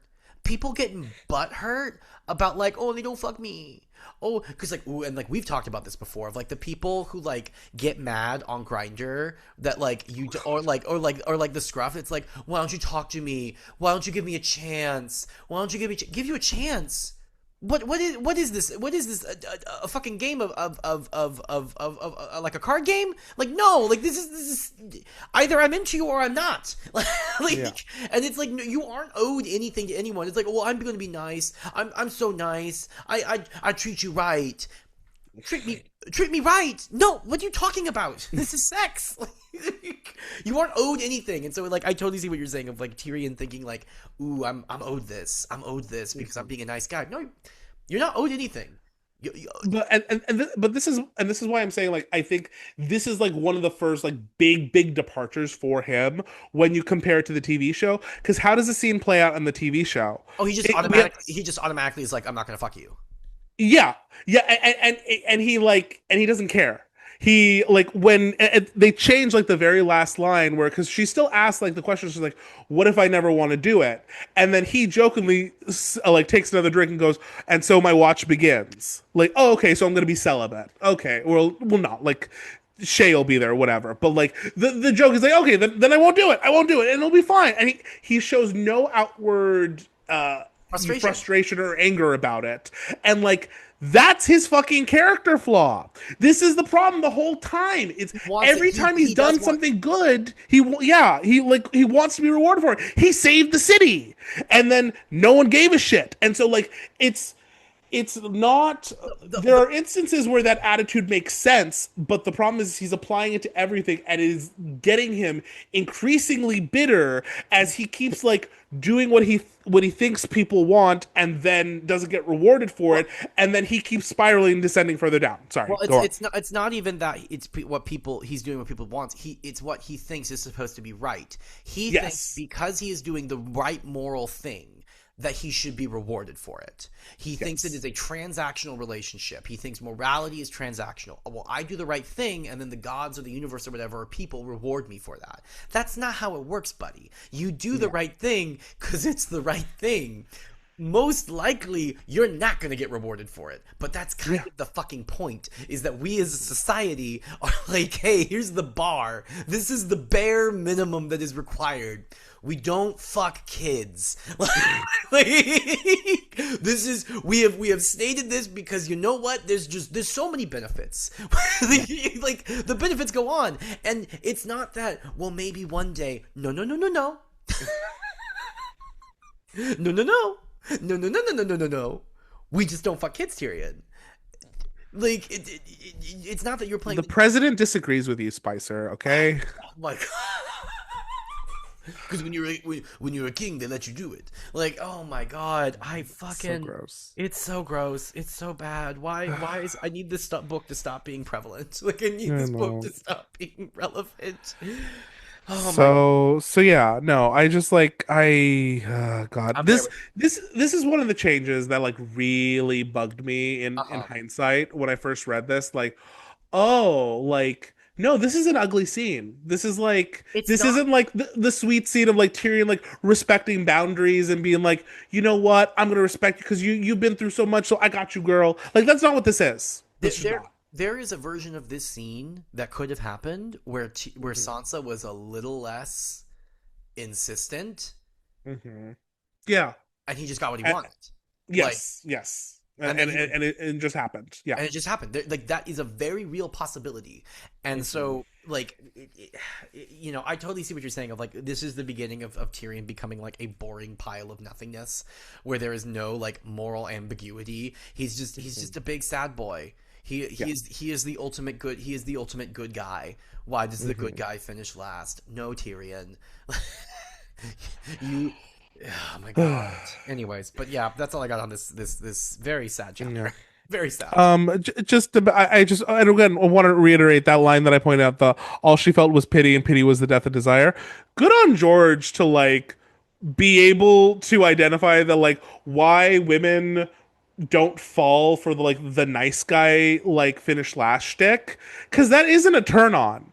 That isn't like I just like sorry. Anytime I see like a straight man who understands that, I'm like, wow, that's incredible. You get that.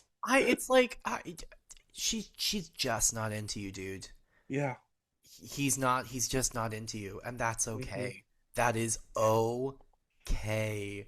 Is there someone else who probably will be? Just go keep chatting with people. There's so many fish in the sea. There's so many fish in the sea. So many, so many. So many who are going to be into your brand of weird, Tyrion. Uh-huh. Just please, I beg of you, let them be closer to your age. Anyways, Yeah. that's all I got. Anyway, yep. Nope, same. So let's take one more break and we will be right back.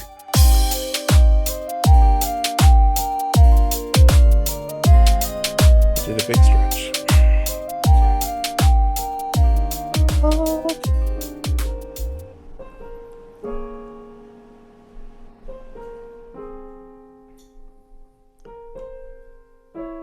Ooh, we went somewhere different.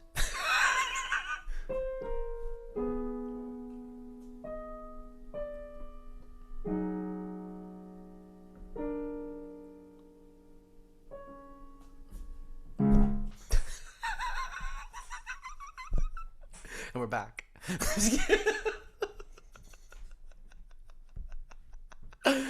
Go follow Too Bright to See on all social media Uh, for music like that. do you It's want actually a lot better than that. Um, it's a lot better than that. Too Bright to See is a lot better than that. Too Bright to See is better than but I thought that was fun. I don't know what you were doing. It I just was just, sounded like things. I was just noodling. Um, Oh, but yeah, goes fine. We're on the TikToks now. Go TikTok. Too yeah, Bright to See musical. Too Bright to See. Too yeah. Bright to As in Fear. like two TOO, bright, only one O, See, C. as Like in I'm sea, like not like Arg the sea, but like sea sea musical. Yeah, Too Bright, Too Furious. That's that's what I keep calling it every time. I'm like Too Bright, Too Furious. That's funny. But anyway, Familia, yeah. familia. Familia. We're back. We're back though, baby. We're back though. You've all followed, and we're jumping to our final chapter of the episode, and that is, of course, Arya 5. Ooh, ooh, ooh, ooh, Arya is doing stuff. Arya has arrived at a town called the Stony Sept, where a very famous battle took place during Robert's Rebellion, which I will speak more of when we get to the analysis section, because I have strong feelings about it. I really? have very strong feelings about a thing that you probably skimmed through and did not pay attention to, but all the secrets are there, and oh, my dog wants attention. Oh, Finn wants attention. Can you see? Can you see Finn? Yes, those are my headphones that you're attacking. Do you see? He heard the Stony Sept and he said, "The Stony Sept is for me. The Stony Sept is for me, baby. This is what I need. This is I want Give me attention." give me the lore. Give me the lore. Give Like, me, okay, so Finn, the lore of the Stony Sept. No, we'll get there. But anyway, so we get to the Stony Sept. They are torturing people. Why? Well, war, man. And so they find that though the Brotherhood without Banners has a strict hang your enemies policy, they have in fact put live men into cages and are just leaving them there to like starve and weather to death. And so these people, like, they're dying of thirst. Some of them are already dead. Arya takes pity because she finds out that they're Northmen, and she's like, wow, these can't be Rob's men, but why are they there? Well, they were doing war crimes, as everyone keeps fucking doing in the Riverland. So this is kind of like, a message about war. Doesn't matter what side, they're all doing bad shit. well, also Anyway, it's alluded to that they are specifically Karstark men because yes, they they're are looking looking for Jaime Lannister because Jaime Lannister is on the run, set forth by Catelyn Stark, his maybe lover. If the rumors are to be true, they're not. But anyway, sorry, made myself laugh with that one. it's But anyway, so The Arya, Wendy Williams of this universe is having a field day with this. yes, truly. So apparently, Catelyn Stark and Jaime Lannister are maybe doing a little canoodling. Oh, That was good. That was good. That was really good. clap if you're happy for them. Clap if you're happy for them. Anyway, Arya sees this and she's like, okay, yeah, it sounds like they were bad because they were doing war crimes and assaulting people and blah blah blah. But like, I'm still gonna give them some water because this is fucked up. So she goes, she tries to give them some water, and then some of the townspeople are like, hey, the guy in charge, who's a man known as the Mad Huntsman, he's not gonna like that. He's not gonna like that because he put them there because of their war crimes, and the people that Arya's with, like, the other Brotherhood without Banners guys, are like, "Hey, okay, yeah, but just hang them. This is fucked up. Like, we don't do this shit."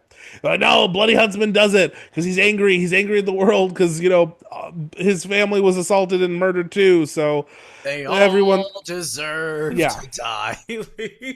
So we're all turning into monsters is basically the moral. But Arya's like, fuck that. I'm Arya Stark. And so she goes, she gives them water, and then I think Lem goes and he puts an arrow in each of them. Is like, yeah, we're done. We're not doing this bullshit. And so afterwards, they're like, okay, time to go for dinner. Okay, he's done. He's decided he's bored of me. And now we're gonna go to dinner at this fine inn that happens to be populated by lots of women. So many pretty women at this inn. Lovely ladies. And they're like asking for food, but only if you guys have it. And Arya's like, that's the point of an inn. What are you guys talking about? But it becomes very apparent, even to Arya herself, that, oh, this is actually a brothel, which is like an inn, but with girls, as she puts it. Um, and so yeah, no, it's a brothel, and they're sitting there eating their dinner. Arya, Gendry, and all the other guys. A bunch of them have women now, like crawling all over them. One of these women comes over to Gendry, and she's a black haired beauty who's like, "Hey, my name's Bella. I'm probably Robert Baratheon's bastard. Hey, I'm named after the battle because it was the Battle of the Bells, and I'm Bella. Get it? Also Baratheon. Buh. I'm probably his." And Arya's like, you have the hair, but so does Gendry. So like, I don't see why you would think that you're a bastard. And then Gendry does not engage in the sexy time with her, at least at that point, seemingly dodging some very clear incest, or at least possible incest. And yeah, it's fine. It's all fine. But then Gendry, Huge in this universe, honestly. Like, huge. You avoided the incest. I'm so proud of you. Look at you. You did the impossible. Um, but then outside, Gendry's like getting weird with Arya. Arya like being like, "Oh, what does he say?" I'm trying to remember what they argue about. It was really weird. It was just like, like, oh, you think I'm like too lowborn to do something, Yeah, or it's like, well, it's because there was a guy who like was kind of being creepy with Arya oh, and was like, ah, we're in a brothel and you're a girl, so that means you're mhm. fair game. And she's like, I'm a child. And then Gendry has to be like, oh yeah, that's my sister. Back off, man. Thank And you. then the guy's like, why did you bring your sister to a brothel? Like, what the fuck is? Which then the guy who was creeping on the child is now like, dude, that's messed up. like, Yeah. like. Okay, and so then outside, Arya's like, "Hey, why'd you call me your sister?" And he's like, "What? Am I too poor to be your brother? Is that what you're saying?" And You Arya's think like, you're "Whoa, better than whoa, whoa, me? whoa, whoa." You think you're better than me? Like, Exactly. And then he's got to go slam a screen door shut yeah. somewhere. Like, But anyway, so they like argue and they part, and he's like, "Fine, maybe I'll go fuck my sister." Probably not. Who knows? Who knows if he actually did? Hope he didn't. But anyway, so yeah, he storms off. Then Arya is fine, like, fine, I'm gonna go to bed, whatever. And then when they wake up the next morning, there's a kerfuffle happening. There's noise, there's yelling, and she hears people screaming about Lannisters and shit. Then they caught a Lannister, and she's like, "Oh my god, is it Jaime? Is it Jaime?" And then they go to the window and they're like looking, and it's the huntsman. He's returned with all these dogs. There's like half 100 dogs, just everywhere. Dogs. That's his thing. He does dogs. and then they're like, oh, we got a Lannister, but it's not Jaime. And Arya's like, who is it? And she like looks and she's like, ah, my prayers have been answered because hey, she has her list that she prays, and it may uh, include a person that has now just been captured, who's definitely the Hound. Anyway, end of chapter. What you think, Spice? What you think? What you think? What you we, feel? What do you what do you hear in your mind's eye? I in my here in my mind's eye. Okay, bottom. The wordplay is there and intentional and fun. Okay, bottom. Yes, I am Shakespeare. We've established this last week. Remember? What was the word I said that you hated? I I don't can't. remember. Anyway, I remember the people remember the it's people who fine. do drop It's it in the fine. comments. Oh, I hope you froze. I hope you froze. I hope you froze. I hope you froze. Oh, oh no. Oh no. Oh no. Okay, you're back. Yeah, yeah, I know. We'll cut it out. We'll cut it. We'll do it in post. We'll do it We'll live. do it in post. All right. So yeah. The first thing is wow, lore drop. We get a big lore drop at the beginning, which I will wait for you to divulge the mini Yes, baby. Yes, baby. So, the Battle of the Bells is a very important battle in Robert's Rebellion. It involves several characters that maybe will appear again in the future. So, I got my book. So, Battle of the Bells. What's happening? Robert Baratheon has been hurt, and he's on the run. He's on the run, baby. He's like, ah, God, I'm hurt. What am I gonna do? And so he gets to the Stony Sept, and the people there, they like him for whatever reason. They're like, hey, Bobby B, we're gonna hide you. We're gonna hide you. And we're gonna move you from house to house. Ooh, we're taking care of you. But then who arrives? The Hand of the King, the Red Griffin, John Connington. He may have, in a previous story about the Night of the Laughing Tree, been one of the people that danced with the purple-eyed woman named Ashara Dane, who Ooh. I mentioned. And anyway, John Connington, he was fighting because he was the hand of the king, but really he was one of like Rhaegar's buddies. And he's fighting there because he's trying to get Robert and all this shit. But hey, it's hard. It's hard because there's a town and lots of people, and then all the bells start ringing. Why? The bells are ringing so that like people know that a battle is coming. Because who then shows up? Ned Stark. Ned Stark and his army have caught up to Robert, and now they're doing open battle. And now Robert, who has been nursed back to health, bursts forth that he's going to fight everyone off. He's going to fight everyone off. Now, John Connington never actually fights him. He does kill a few important people, but then he is defeated by the Northmen and is sent scurrying. Now, it's very important to remember John John, Con, John Con. as some people refer to him. Maybe he's going to show up later. Maybe.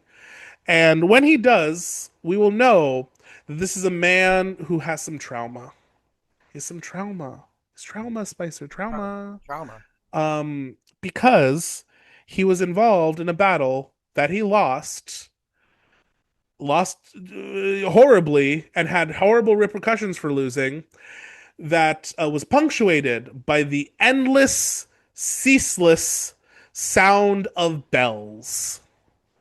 Let's hope that the sound of bells doesn't continue to haunt and traumatize him and perhaps trigger him, for the rest of his life.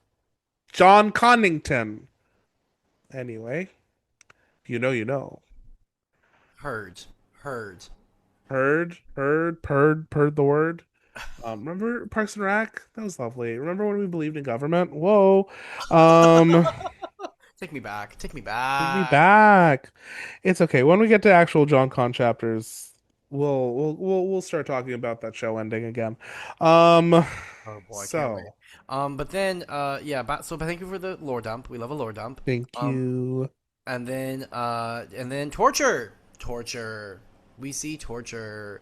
We I see see torture. we see torture. We see pirates ye be warned. We see but Northmen ye be warned. Hmm. And yep, that's and then Sansa's like, I'm gonna take pity because apparently everyone has just lost their humanity, and me, the child who has seen the literal horrors of war, is the person that has to remind the adults in the room that maybe we should be merciful. Hey, Well, and see, but this is the catch 22, and this is what I find so interesting about like this whole situation is their crimes are horrendous and frankly, in my opinion, deserve death. What kind of death, though, it becomes kind of like the question here. Like, mhm, cruel and unusual punishment, is that chill? Is that not chill? Is that what do we feel? And I think very clearly the message here is that like ultimately, because like this is an anti-war book or series, like war makes monsters of everyone. So mhm. like even the people who are in the right, who are punishing injustices done to them, have been made worse, have been made evil in their own way in the pursuit of that. Because why? Because war sets you on that path no matter which side you're on, no matter what you are pursuing. And boy, is that just fucking depressing. Yeah, it's not great. It's not great. But Yeah. don't worry. You know who is great. You know who is great. You know who is great. The Huntsman? Love that No, name. no. Our buxom barkeep, Tansy. Wait, we Tansy. can't skip the whole fucking thing. Well, I want to get to Tansy. I gotta do our buxom I barkeep. wait. Okay, wait. Let me do a couple of things from Fine, the from fine, the. whatever. I'm sorry. You just, I want to okay. get to our buxom barkeep. I want to get sure. I want to get to her too. But like, let's. Okay, first off, Huntsman, fun name. Fun name. I like the idea that this guy was just a guy. He was just a guy who lived in a town, had dogs. And then war comes, his family is, assaulted, destroyed, his livelihood is wrecked because he had like sheep, and like his sheep were all eaten or killed. He's left with nothing. And so what does he do? He says, "Okay, I am now the huntsman. I now hunt all of these people, and I travel around with my droves of dozens of dogs, and we just hunt in the woods." I feel That's like fucking crazy. the Batman's about to like jump out and like fight him in the streets or Yes. something. This feels like George is like, here is like one of those like vigilante like superheroes or like anti-heroes or whatever, who's just going around doling out justice all of Batman. And I'm the it's just, huntsman. I'm the yeah. huntsman. Justice. It, I bark bark. Justice. yeah. It's right there. It writes itself. And then also just like the sad, again, Arya, who just keeps getting these lessons just hammered into her head. The line that really got me was when she said, "How could they be Rob's men?"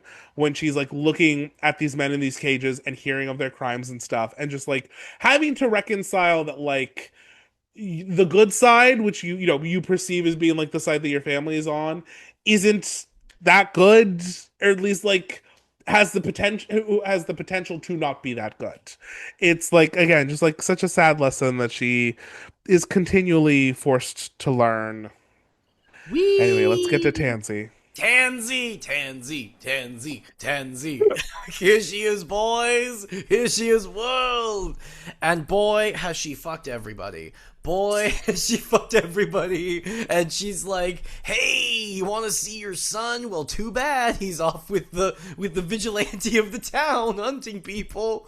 And then Thomas Seven Strings is like, "Hey, he can't be my son. He don't sing no good. He don't sing good." And she responds, "He has your nose and your dick." Which, how do you know that, man? Which, no, she does say, she's like, if the girls are to be believed. Yes. Which, still, why are you saying that, ma'am? Yeah, like, don't, no. No. Anyways, but man, I love Tansy. I love a buxom barkeep. I love, hello, weary travelers. Let me pour you some ale. A madam, like a good Madame Thenardier. Like, like, I love it. Yeah. I love it. I love it. I live every time this person comes. I love her. She's so great. Love the buxom barkeep. But then I did also write down, it's like an inn with girls. Like, and that's where it begins and ends. It's where it begins and ends. What do the girls do? Why are the girls there? Don't worry about it. They're just girls here. They're just girls at this inn. Oh my god. Which, you know what? Stay innocent. Because Sansa surely isn't. Yeah, we didn't even touch on that when like Sansa had to like look at Tyrion naked. Oh no, I don't. I think our audience thanked us for skipping that detail. Yeah. Like, you don't want to hear about purple bulbous heads? No. Okay, sorry. Moving on. oh my god, oh my god. Anyways, but then we as we sort of discussed earlier, we have sort of the exchange with this which I do love, that like the thing that Arya hates the most is baths, and the way that this girl she's like, "No, please, I just was bathed. I was just bathed." And I was bathed 2 weeks ago. Please, not again. Not like, again. Jesus Christ. Maybe Please again. Please again. Which also, I do love the whole thing of people like, "Oh, they didn't take baths." They did. They did. They did. They would. They cleaned themselves. What are you talking about? In fact, also, they would with soap and water wash themselves every day. Did they submerge themselves in a full bath every day? Probably not. But there was a chamber pot in which they would clean themselves every. Like, Jesus Christ, they weren't like living in mud. Like, anyways, But I do love that she keeps getting these baths, and the boy does she hate it. And I love also how there's an argument between like the maids of like, is she a boy or is she a girl? and then it is when they bathe her, they're like, like, a dress it is. And then poor Arya having to now be like, she's freshly bathed in a dress and now sitting in a brothel, being like, what's happening around me? Which and, I do love. then, I do love how it's described that she was dressed up like one of Sansa's little dolls. Like, yes, with all the lace. And then we watched Gendry do an almost incest, which is, which like maybe she's not, Roberts, but I wouldn't be surprised if she is, because that's kind of like Robert's thing. Like, half of this fucking kingdom is populated like by Robert's bastards. Like, he is the Genghis Khan of this universe. Just like everyone is descended from him. It's just like, Jesus Christ, man. God, it's a lot. It's a lot. Prolific, some might say. Oh my god. But anyways, but then we which also like again, what is with everyone in this universe wanting to assault kids? Because there's like the weird old creepy guy. Yeah, I like, and like fucking Arya is younger. She's even younger. She's 10. She's 10. Oh my god. I can't. I just don't understand. Do you not know what an adult human looks like? Or just everyone's a pedophile?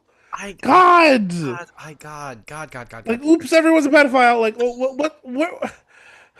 what happened? What happened to people? What happened to, we used to be a proper country. Oh my god. Anyways, it's awful. But don't worry, Gendry saves her, but then Gendry is butthurt. Yeah. because Gendry, like every lower class person in this universe, has a chip on their shoulder. Which I get it, man. Which I get it, man. You live in a fucking aristocratic oligarchy, but but also, like, at this point, you have been through so much with this person, Gendry. This isn't like some landed lady that you've just met. You have been through hell and back again with this girl. You have saved each other's lives multiple times, and you've watched each other starve to death. What does she like? And you just recently found out that Yeah. she's nobility. So it's like, why are you being butthurt about this? I don't know. Actually, there is some theorizing a little bit, which some people pointed out. I think in the comments the last time we had an Arya chapter, because it is. I think we've kind of heard whispers. I don't remember if like George has confirmed this, that part of his original plan was there was going to be like a little like love triangle-y thing that involved Gendry and Arya, Oh, but it was going to be because originally these books were going to have a time jump. oh yes, yes, yes, So, yes, yes, yes. yes. So originally there was going to be a 5 year jump after this book, which would have put Arya at like 15, 16. Sure. And then Gendry would be, I think he's supposed to be like 15, 16 right now. So he would be like 20-ish. So Not great, but not great, but whatever. For this universe, it's not the worst thing in the world. You know what I mean? Um, well, yeah. I so so so yeah, so I feel justified then in the last time that this happened. But yes, I because feel like, people were defending you. People were defending you, oh, thank you. saying that like they yeah. I didn't like the attitude. I didn't like that face. I'm kidding. No, people were defending you, being like, no, you could read it as that, as like maybe, and also like as George, like planting some seeds of like that kind of like, oh, I don't know, like you know, we have this like you're saying, like we have this history. There's like a close connection, and then eventually that would evolve into something. But But he was mean and unrecourse and unrefined. But now he's dear. I'm so unsure. It's that. It's beauty. yeah, It's yeah, yeah, tale as old as time. Yeah, yeah, yeah. yes. But then why did he abandon it? Oh God, that's a whole thing. Oh, Spicer, that's the oh, that's oh, that's the root of all evil, isn't it? So oh God, what you don't know the what can lore, the what lore. can of lore what can of worms did I open up? Oh God. So originally, the plan for this series, Spicer, was 3 books: A Game of Thrones, uh, I think The Winds of Winter, and then the last one. And then it grew into four, Uh huh. and then it grew into six. And then when it grew into six, the plan was it was going to be 2 sets of trilogies. Oh. And so it was going to be these first three, then there was going to be a 5 year time jump, and then it would be the final three. And so it was supposed to be, Game of Thrones, Clash, Storms, Time Jump, um, Dance with Dragons, Winds of Winter, Dream of Spring. George finishes the first three, starts writing Dance with Dragons, and he's struggling with it, writing, struggling with it. And he's basically realizing that the time jump isn't working because he's having to write so much like Backstory. flashbacks Yeah. to fill in the gaps that it's just not working. So he basically scraps a bunch of shit, starts over, and just writes everything, like all the stuff that needed to be filled in, writes it. But then the problem with that is then Dance with Dragons starts growing so excessively big because he's having to literally do all of the seeding of all this shit, and it gets to the point where it is no longer feasible to make it one book, and so then it gets split, and that is how we get Feast for Crows and Dance with Dragons, because the last two of the published books are basically one book they're supposed to be, and like it's all happening at the same time, and then but this book has this set of characters, this book has this set of characters, and And that's where we are, baby. and and we're totally gonna get the Winds of Winter. We're Well, totally. here's the oh god, this okay. I'm gonna say this as I would say to everyone: we will get Winds of Winter. That's just flat. That's the truth, and I will explain. I will explain.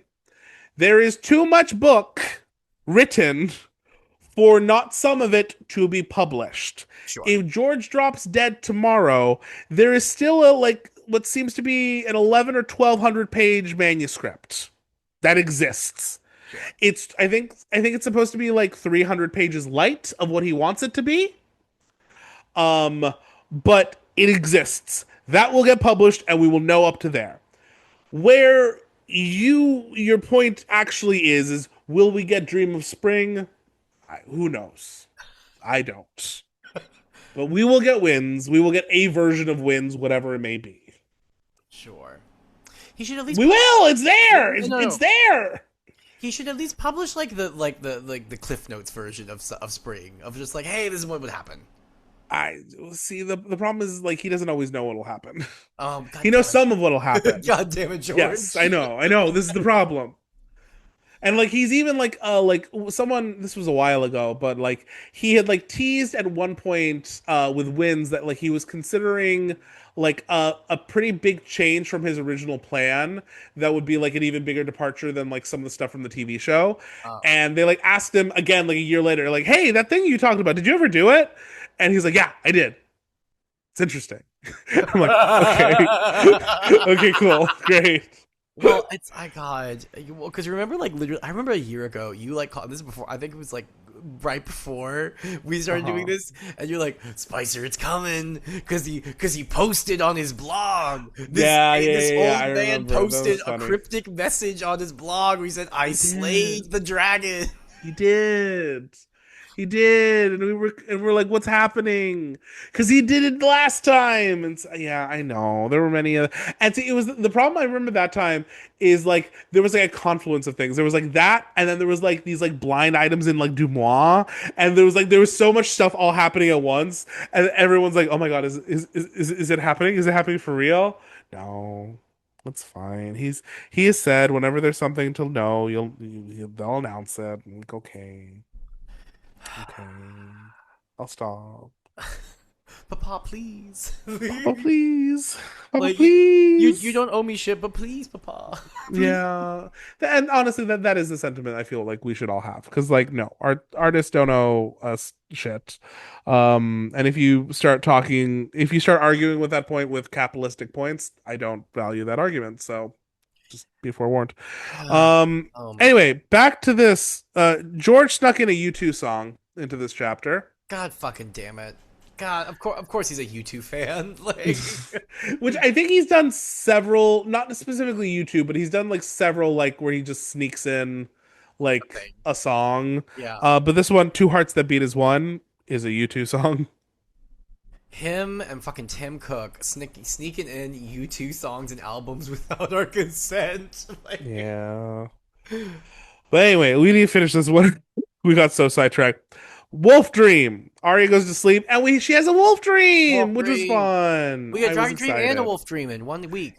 Yeah, we've been fed. Nom nom nom. No, no, no. Um, and it was which honestly makes sense that she's like having it now. The deeper she gets into the Riverlands, where hey, there's that weird wolf pack of like 100 wolves being led by this monstrous beast of a wolf. Wonder who that is. So yeah, no, that's fun. And then of course we wake up, and who has been brought Who could it back. be? Who could it be? Uh, Cliffhangers. Cliffhangers. Cliffhangers. It's totally has there's no foreshadowing in all the dogs and the barking and the Lannisters. It's fine. It's fine. It's fine. It's fine. It's fine. It's fine. So that's all I got. That's all I got too. That's all I got It too. was a short chapter. Short And chapter. those first two chapters, they were long, they Perfect. were complex. This one was Arya goes to a brothel, and that was about it. Oh my god. Oh god. Anyways, but yeah. But anyway, So, up next, we have our questions of the week. I'm gonna ask both of these because one of them I don't know that we'll come up with any funny answers, but the question is so funny in and of itself that I just want to read it because I want this person to feel heard. So that one is from Maddie Louise, who says, "What song would be playing while each POV character fights the U.S. Supreme Court in a Walmart parking lot?"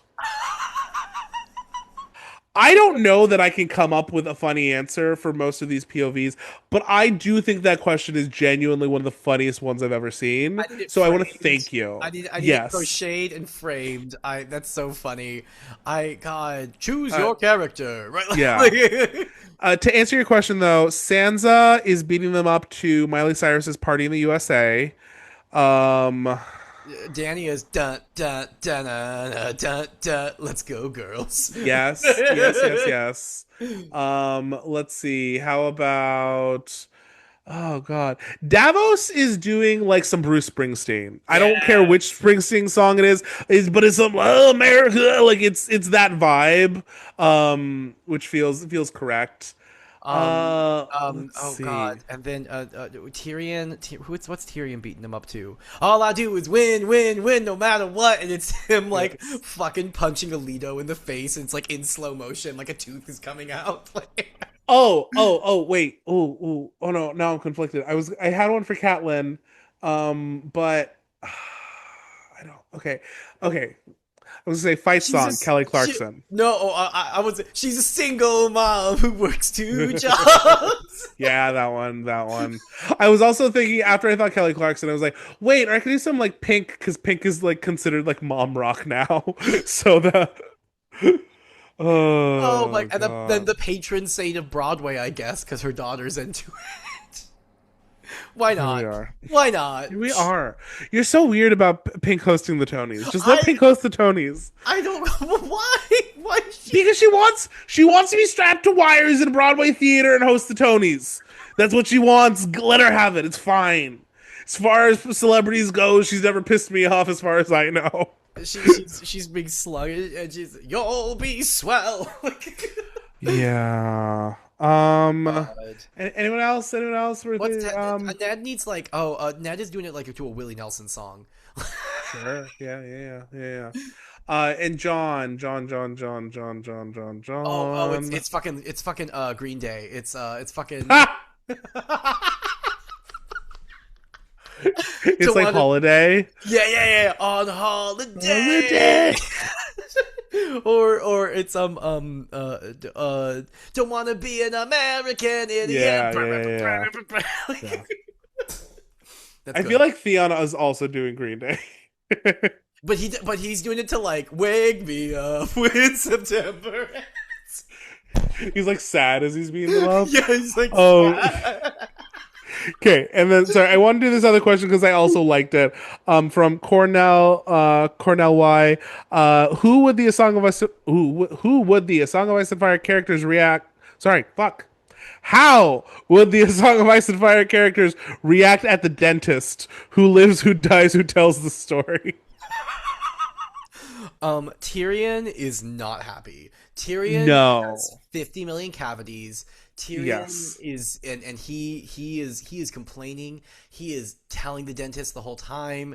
He wants more Novocaine. He he is Cersei has the dentist decapitated before they finished for like poking one of her cavities, yeah. just a little too hard. Oh, no, it's not even that. It's like it's they imply that she has cavities, and she's like, I don't have any cavities. What are you talking about? Mhm. There's nothing. My teeth are perfect. What are you talking about? Yeah. These pearly whites? No, there's no cavities. There's no cavities. Tywin actually tells them to not give him Novocaine. Spicer, Spicer. Wait, I need to pull up the full comment. Damn it! I just took a screenshot. Spicer. That's literally what the person wrote. That's literally. Did you read it? Did you read No, it? I didn't. No, I didn't No. read it. I didn't read it. Sorry. I'm trying to pull it up right now. I'm trying to pull it up. Oh my god. It's Someone commented underneath. It says Tywin goes in without anesthesia is a headcanon I just know is real in my bones. Oh yeah, no, it's true. He's like, they're like, you want no? I need to feel it, right? Like, the lion does not concern itself with the anesthetics of the sheep. Like yeah, no. Uh, Sansa weirdly does very well. no, it's not weirdly. That's she's Well, no, composure. She's just no, like no. that is what she would do. Yeah. I mean, like saying like she's kind of like she like psychs herself out beforehand. She's like, oh my god, it's gonna be so. But then she's like Oh, very okay. she does well under pressure. Arya Yeah. runs away. Like Arya doesn't even get like she Arya is They're literally having like they're like trying to hold her down, and she's like ah. She's hitting everyone. She like grabs one of the tools, starts threatening them. Like it's bad. It's real bad. it's real bad. Um, And then John grits and bears it. John Just like duty. Ugh. ugh. Let's. I feel like Daenerys would also just like, okay, this is what a ruler does. It's This is what what they have rules. to. And they're like, you're 12. Oh, And God. Khal Drogo was just confused at what a dentist is. Yeah, yeah, He's like, "What? uh, You clean the teeth? Ah, no, the yeah. dirt makes it stronger." Oh, Catelyn has never had a cavity in her entire life. She like goes in and they're like, "Yeah, this is like the most impressive set of teeth I've ever seen." She's like, "I know, I take care of things." Yeah, no. And then she's like asking them like, "What can I do better? Is there Yeah. what can I do? Do I is there is like which bicuspid do I need to brush more?" Like, I was really worried about number four. Like, There are several options of mouthwash at the store. Which one do I have to pick for each time of day? Because I do a different one at uh-huh, different times uh-huh. of day to optimize the right amount of alcohol versus not like crazy. Crazy, I crazy. put that on her, but still. Okay. Anyone else? Or are you good? No, I feel like that's a good Okay. representation. Okay. And then finally, our final segment of the week. Who was your favorite death? Oh, ooh. Oof. Oofta. Oof. Wait, because Oof. we had Danny, and then we Yeah, had Danny. we forgot about Danny. Like, and then we had. I'm gonna say the most satisfying was the it's Kazan.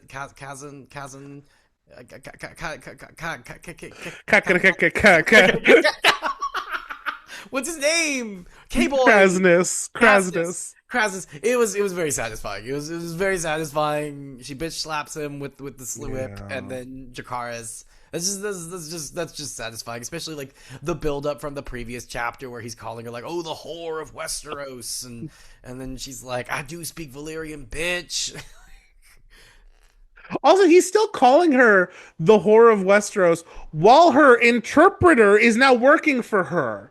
Like, The why confidence, would you do that? It's the confidence on this man, the balls, the balls, the balls.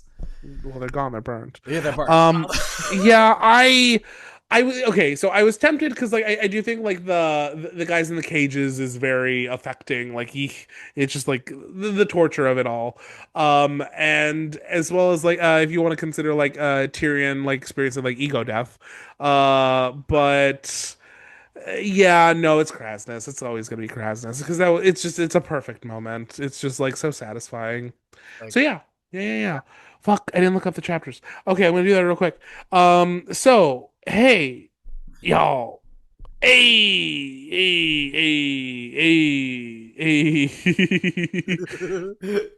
So we're stalling. We're stalling. we're not. I can type. I can type. So here's the thing that you got to know about me. Here's the thing you got to we're know about vamping. We're me. vamping. We're vamping. We're vamping. We're vamping. Okay, about it. Okay, so next week, hey. So remember how we had this like girl power awesome trio week? All the ladies, was wonderful. It's gonna be a sausage fest next week, just so you know. We have Jon IV, Right. Jaime IV, Oof. and Tyrion IV. Oof. Oof. Ooh, We're gonna have we have feelings. we're gonna have feelings. We're gonna have sexual confusion. we're gonna have sexual, just God, sexual confusion really is. It's just The theme of the next week: sexual confusion. truly. Okay, but yeah, so if you want to read along with us, please feel free to, or you can just show up and listen to us yap. We love that too. Please remember to drop any questions in the comments. We will answer them at the end of the episode. I love the questions this week. They were phenomenal. Please keep them coming. And yeah, thank you so much, everyone, for listening. And we hope you have a great week. So say goodbye, Spicer. Goodbye, Spicer.